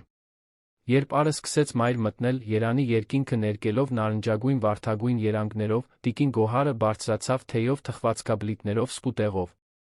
Նա կանգ առավ դռան մոտ, տեսնելով նրանց երկուսին միասին աշխատելիս, ժպտաց, աչքերում արցունքներ ունենալով։ Պարոն Ռոբերտը ժպտում է այնտեղից, որտեղ գտնվում է, մեղմ ասաց նա։ Դուք երկուսդ, այսպես միասին, այն ամենն է, ինչ նա միշտ ուզել է։ Արի, տիկին Գոհար, ասաց Նարեկը, նշան անելով, որ նա միանա իրենց։ Դուք այս պատմության մի մասն եք նույնքան, որքան մեզանից յուրաքանչյուրը։ Տնտեսուհին ներս մտավ նստեց, նրանք երեքով անցկացրեցին գիշերը պատմություններով կիսվելով։ Տիկին Գոհարը պատմեց Ռոբերտի երիտասարդության մասին, նրա չարաճճիությունների, երազանքների, անհանգստությունների մասին։ Էդվարդը կիսվեց եղբոր հետ մանկության հիշողություններով, այն լավ պահերով, նախքան հավակնությունն ու հպարտությունը նրանց միջ հեռավորություն կստեղծեին։ Իսկ Նարեկը խոսեց Անահիտի մասին, նրա ուժի մասին, այն մասին, թե ինչպես նա երբեք թույլ չտվեց, որ իրավիճակի դժվարությունը դարձնի իրեն դառնացած մարդ։ Գրեթե կեսգիշեր էր, երբ Անին եկավ։ Նա այդ 3 տարիների ընթացքում դարձել էր շատ ավելին, քան պարզապես աշխատակից։ Նա վստահելի անձնավորություն էր, խորհրդատու Նարեկի համար մեծ քրոջ նման մի բան։ Լսեցի, որ այսօր մեծ բացահայտում է եղել, ասաց նա, մտնելով գրասենյակ իր բնորոշ ժպիտով։ Նամակները։ Այո, հաստատեց Նարեկը։ Եվ հիմա մենք կատալոգավորում ենք ընտանիքի ողջ պատմությունը։ Անին նայեց շուրջը, տեսնելով նամակների կոկիկ դասավորված կույտերը, լուսանկարների ալբոմները, փաստաթղթերը։ Գեղեցիկ է, ասաց նա։ Ցավոտ է, բայց գեղեցիկ։ Հազվադեպ է պատահում տեսնել մարդկանց, ովքեր քաջություն ունեն այսպես նայելու անցյալին, լիակատար ազնվությամբ։ Կարծում եմ սովորեցի, որ մենք չենք կարող իսկապես առաջ շարժվել, եթե փախչում ենք նրանից, ինչ մնացել է հետում, ասաց Նարեկը։ Մենք պետք է առերեսվենք, հասկանանք, ընդունենք։ Եվ հետո, գուցե, կարողանանք նոր բան կառուցել ազնիվ հիմքի վրա։ Դու չափազանց իմաստուն ես 14 տարեկանի համար, ասաց Անին, քնքշորեն խառնելով Նարեկի մազերը։ Լավ ուսուցիչներ եմ ունեցել, պատասխանեց նա, նայելով Էդվարդին, տիկին Գոհարին, Անիին։ Դուք բոլորդ ինձ տարբեր բաներ սովորեցրիք։ Եվ միասին օգնեցիք ինձ դառնալ այն, ինչ կամ։ Հաջորդ օրերին Նարեկը շարունակեց ուսումնասիրել գրասենյակը։ Գտավ ավելի շատ թաքնված գանձեր, Ռոբերտի մի օրագիր, որտեղ նա փաստում էր ոչ միայն բիզնեսը, այլ անձնական մտորումներ հայրության, սիրո զղջման հույսի մասին։ Այնտեղ կային մանրամասն ծրագրեր, որոնք Ռոբերտը կազմել էր Նարեկի ապագայի համար, ներառյալ մի նամակ, որը պետք է բացվեր, երբ Նարեկը դառնար 18 տարեկան, խորհուրդներով մեծահասակ կյանքին անցնելու համար։ Բայց թերս ամենանշանակալի բացահայտումը մի նամակ էր, հասցեագրված հատկապես Էդվարդին։ Ռոբերտը այն գրել էր հեռանալուց քիչ առաջ, բայց երբեք քաջություն չէր ունեցել ուղարկելու։ Նարեկը այն գտավ փիլիսոփայական մի գրքի մեջ, որը հայրը շատ էր սիրում։ Եղբայր իմ, սկսվում էր նամակը։ Եթե դու սա կարդում ես, նշանակում է, ես արդեն հեռացել եմ։ Եվ նշանակում է նա, որ Նարեկը գտել է այս նամակը մեծահոգություն է ունեցել այն քեզ հետ կիսելու։ Նախ, ուզում եմ ասել, որ սիրում եմ քեզ։ Գիտեմ, որ մենք հաճախ չենք խոսում այդ մասին։ Մեր ընտանիքը երբեք լավ չի եղել հուզական բառերի մեջ։ Բայց դա ճշմարտություն է։ Դու իմ եղբայրն ես, չնայած մեր բոլոր տարբերություններին, բոլոր վեճերին, բոլոր անհամաձայնություններին, միշտ սիրել եմ քեզ։ Երկրորդը, ուզում եմ ներողություն խնդրել։ Ներողություն, որ չեղա այն եղբայրը, որի կարիքը դու ունեիր։ Որ հեռացա, երբ պետք է քեզ ներգրավեի։ Որ գաղտնիքներ պահեցի, երբ պետք է քեզ վստահեի։ Գիտեմ, որ իմ ընտրությունները, հատկապես Անահիտի Նարեկի հարցում, քեզ վիրավորել են։ Գիտեմ, որ դու զգացել ես, կարծես ես դավաճանել եմ քեզ, դավաճանել եմ մեր ընտանիքը, դավաճանել եմ այն ամենը, ինչի համար մենք աշխատել ենք։ Բայց հուսով եմ, որ ժամանակի ընթացքում դու կհասկանաս, որ դա դավաճանություն չէր։ Դա սեր էր։ Մի անկատար սեր, բարդ, բայց իրական։ Եվ հուսով եմ նա, որ դու կճանաչես Նարեկին։ Որ նրան կտեսնես ոչ թե որպես սպառնալիք կամ ամոթ, այլ որպես իմ լավագույն մասնիկը։ Նա ունի իր մոր սիրտը, հուսով եմ, մի քիչ իմ դիմացկունությունից։ Եթե կարող ես, Էդվարդ, եղիր նրա համար այն, ինչ ես չեմ կարող լինել։ Եղիր ուղեցույցը, պաշտպանը, ուսուցիչը։ Ոչ թե որովհետ պարտավոր ես, այլ որովհետ ընտրում ես դա։ Եվ գուցե այդպես վարվելով դու գտնես մի բան, որը ես գիտեմ, որ վաղուց կորցրել ես՝ խաղաղություն։ Դու միշտ փայլուն ես եղել, Էդվարդ։ Միշտ ընդունակ ես եղել անհավանական բաների։ Բայց թույլ ես տվել, որ հավակնությունն ու վախը քեզ կլանեն։ Ուշ չէ փոխվելու համար։ Երբեք ուշ չէ։ Նարեկը քո կարիքը կունենա։ Եվ կասկածում եմ, որ դու էլ նրա կարիքը կունենաս։ Վստահիր դրան։ Վստահիր նրան։ Եվ գուցե միասին դուք կարողանաք կառուցել մի բան, որը ոչ դու, ոչ ես չկարողացանք միայնակ, իսկական ընտանիք։ Սիրով հույսով, եղբայրդ Ռոբերտ։ Նարեկը նամակը 2 անգամ կարդաց նախքան Էդվարդին փնտրելը։ Գտավ նրան այգում բույսերը ջրելիս։ Մի զբաղմունք, որը նա վերջերս էր սկսել որպես հանգստանալու միջոց։ Ես մի բան գտա, որը կարծում եմ դուք պետք է տեսնեք, ասաց Նարեկը մեկնելով նամակը։ Էդվարդը դրեց ջրամանը վերցրեց թուղթը։ Նրա ձեռքերը դողում էին կարդալիս։ Երբ ավարտեց, ստիպված եղավ նստել այգու նստարանին։ Նա երկար ժամանակ մնաց այնտեղ, նամակը ձեռքին, աչքերը հառած հորիզոնին։ Նա ներել է ինձ, վերջապես ասաց Էդվարդը, ձայնը խեղդված։ Նույնիսկ այդ ամենից հետո։ Նա ներել է ինձ։ Եվ դուք արժանի եք այդ ներմանը, ասաց Նարեկը, նստելով հորեղբոր կողքին։ Դուք դա ապացուցեցիք։ Փոխվեցիք։ Դարձաք այն մարդը, ում նա հավատում էր, որ դուք կարող եք լինել։ Էդվարդը նայեց Նարեկին, նրա աչքերում մի խոցելիություն կար, որը նա երբեք նախկինում չէր ցուցադրել։ Գիտես, երբ դու հայտնվեցիր ակումբում այդ օրը, ես քեզ տեսա որպես սպառնալիք։ Որպես մեկի, ով գալիս էր խլելու այն ամենը, ինչ ես կարծում էի, թե ինձ է պատկանում։ Բայց ճշմարտությունն այն է, որ դու ինձ տվեցիր մի բան, որը շատ ավելի արժեքավոր է, քան ցանկացած կարողություն։ Դու ինձ տվեցիր երկրորդ հնարավորություն։ Հնարավորություն ավելի լավը լինելու։ Իրական մի բանի մասնիկ լինելու։ Եվ դուք օգտագործեցիք այդ հնարավորությունը։ Դա է կարորը։ Նրանք երկուսով մի պահ նստած մնացին այնտեղ, հարմարավետ լռության մեջ, հետելով այգուն, մինչ սեպտեմբերյան մեղմ քամին շարժում էր ծառերի տերները։ Կարիք չկար այլս ոչինչ ասելու։ Որոշ բաներ հասկացվում են առանց բառերի։ Այդ գիշեր տիկին Գոհարը պատրաստեց այն հատուկ ընթրիքը, որը Ռոբերտի սիրելին էր եղել, սնկով ռիզոտո։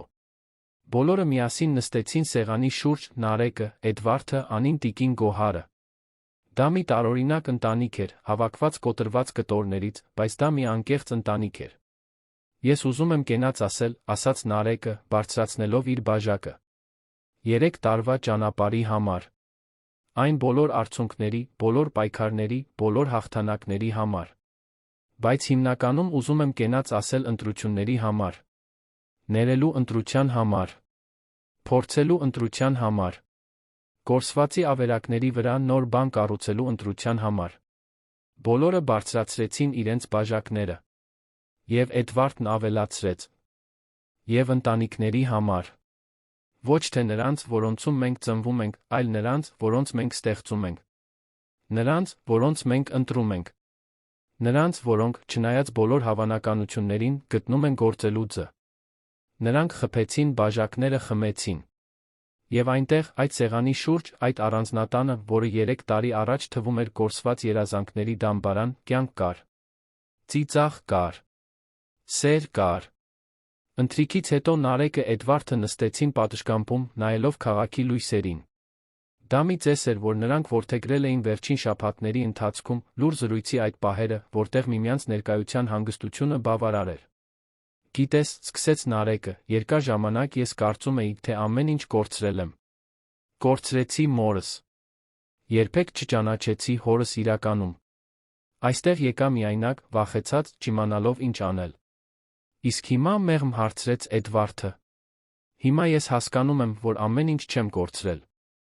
Ես նա շահել եմ։ Շահել եմ մի հորեղբայր, ով դարձել է ավելին, քան պարզապես ընտանիք։ Շահել եմ տիկին Գոհարին, ով տատիկի պես է։ Շահել եմ Անիին, ով այն քույրն է, որը ես երբեք չեմ ունեցել։ Եվ շահել եմ մի ըմբռնում սիրո մասին, որը շատ մարդիկ երբեք չեն ունենում։ Սերը կատարյալ չէ։ Սերը հեշտ չէ։ Բայց սերը ընտրություն է։ Եվ քանի դեռ մենք ընտրում ենք միմյանց, ամեն օր, մենք կունենանք իրական մի բան։ Էդվարդը ձեռքը դրեց Նարեկի ուսին։ Երբ դու հայտնվեցիր, ես մի դատարկ մարդ էի։ Ունեի փող, իշխանություն, հաջողություն։ Բայց ես լիովին միայնակ էի։ Դու ինձ պատճառ տվեցիր ավելի լավը լինելու համար։ Դու ինձ ընտանիք տվեցիր։ Եվ այս աշխարհում ոչ մի բան, որ ես կարող եմ անել, բավարար չի լինի դրա համար շնորհակալություն հայտնելու համար։ Կարիք չկա շնորհակալություն հայտնելու։ Պարզապես պետք է շարունակեք լինել այնպիսին, ինչպիսին հիմա եք։ Դա բավարար է։ Նրանք մնացին այնտեղ մինչ ուշ գիշեր, կիսվելով պատմություններով, ծիծաղելով հիշողությունների վրա, ծրագրելով ապագան։ Եվ երբ վերջապես վեր կացան քնելու համար, Նարեկը վերջին անգամ շրջվեց դեպի Էդվարդը։ Հորեղբայր Էդվարդ։ Այո։ Ես սիրում եմ ձեզ։ Որպես ընտանիք։ Որպես հորեղբայր։ Որպես հայր։ Որպես այդ ամենը միասին։ Էդվարդը զգաց, որ արցունքները վերադառնում են, բայց այս անգամ նա չթաքցրեց դրանք։ Ես էլ քեզ եմ սիրում, Նարեկ։ Ավելի շատ, քան երբեք կարծում էի, թե կարող եմ որևէ մեկին սիրել։ Նրանք գրկախառնվեցին այնտեղ, պատշգամբում, Երանի աստղազարդ երկնքի տակ։ Տարբեր հուզական փոթորիկներից փրկված երկու մարդիկ, ովքեր գտել էին միմյանց քաոսի մեջ, կառուցել էին մի գեղեցիկ բան մոխիրներից։ Հաջորդ առավոտ Նարեկն արթնացավ թեթության զգացումով, որը տարիներ շարունակ չէր զգացել։ Իջավ նախաճաշելու գտավ Էդվարդին արդեն խոհանոցում, օգնելիս տիկին Գոհարին նախաճաշ պատրաստել։ Բարի լույս, ընտանիք, ասաց Նարեկը, այդ բառը երբեք այսքան ճիշտ չէր հնչել։ Բարի լույս, իմ սիրելի, պատասխանեց տիկին Գոհարը, մատուցելով նրան մի գոլորշի արձակող ափսե։ Այսօր հատուկ օր է։ Ինչո՞ւ, հարցրեց Նարեկը։ Որովհետև սա ձեր մնացած կյանքի առաջին օրն է։ Եվ դուք հնարավորություն ունեք դրանից անելու այն, ինչ կցանկանաք։ Էդվարդը ժպտաց։ Նա իրավացի է։ Այդ դեպքում, ինչ ենք անելու այսօր։ Նարեկը մի պահ մտածեց։ Ինչ կասեք, եթե օրը սկսենք ընտանեկան նախաճաշով։ Առանց բիզնեսից խոսելու։ Առանց խնդիրներից խոսելու։ Պարզապես մենք, վայելելով միմյանց ընկերակցությունը։ Կատարյալ է, համաձայնեց Էդվարդը։ Եվ հենց այդպես էլ արեցին։ Նրանք երեքով նստեցին սեղանի շուրջ, վայելեցին հանգիստ նախաճաշը։ Զրուցեցին պարզ բաների մասին, եղանակի, մի ֆիլմի, որն ուզում էին դիտել, այգու ծրագրերի մասին։ Լարվածություն չկար։ Վախ չկար։ Պարզապես միասին լինելու խաղաղությունը։ Երբ նրանք ավարտեցին, Նարեկը վեր կացավ, գնաց դեպի պատուհանը, նայելով առավոտյան լույսով ողողված այգուն։ Նա մտածեց մոր մասին, կարող էր գրեթե լսել նրա ձայնը, որն ասում էր, թե հպարտ է։ Մտածեց հոր մասին, կարող էր գրեթե զգալ նրա ներկայությունը, հավանություն տալով իր կատարած ընտրություններին։ Եվ նա նայեց Էդվարդին ու տիկին Գոհարին, տեսավ այնտեղ, այդ պահի անկատար, բայց անկեղծ իրականության մեջ մի բան, որն արժեր ավելին, քան ցանկացած կարողություն, մի ընտանիք։ Նարեկի պատմությունը կատարյալ երջանիկ ավարտի պատմություն չէր։ Դա վերակառուցման պատմություն էր։ Ներման։ Դժվար ընտրությունների անվերապահ սիրո։ Դա մի տղայի պատմություն էր, ով միայնակ եկավ շքեղ ակումբ, ձեռքին գաղտնիքների մի ճամպրուկ, ով վերածվեց երիտասարդ առաջնորդի, ոչ միայն մի ընկերության, այլ մի ընտանիքի, որը հավաքվել էր կոտրված կտորներից։ Եվ այնտեղ, սեպտեմբերյան այդ պարզ առավոտյան, Էդվարդը նրա կողքին, տիկին Գոհարը խոհանոցում մեղմ երգելիս, Նարեկը հասկացավ, որ արել է մի բան, որը ոչ փողը, ոչ իշխանությունը չէին կարող գնել։ Նա տուն էր ստեղծել։ Ոչ կատարյալ։ Ոչ զերծ ցավից կամ կորուստների հիշողությունից։ Բայց մի իսկական տուն, կառուցված ամենաամուր հիմքի վրա, որը գոյություն ունի, ընտրված սիրո օրեցօր, յուրաքանչյուր փոքրիկ ժեստի մեջ, յուրաքանչյուր զրույցի մեջ, մնալու յուրաքանչյուր որոշման մեջ, նույնիսկ երբ ավելի հեշտ կլիներ հեռանալը։ Եվ մինչ արը բարձրանում էր Երանի երկնքում, լուսավորելով քաղաքն իր անսահման հնարավորություններով, 14-ամյա Նարեկ Մելիքյանը նայեց ապագային ոչ թե վախով, այլ հույսով։ Որովհետև հիմա նա գիտեր մի հիմնարար բան։ Կապ չունի, թե որքան մոլորված ես դու, կապ չունի, թե որքան կոտրված է թվում ճանապարհը, միշտ կա վերակառուցելու հնարավորություն։ Նորից սկսելու։ Մոխիրներից գեղեցիկ մի բան ստեղծելու։ Եվ դա, թերս, ամենաարժեքավոր դասն է, որ նա կարող էր սովորել։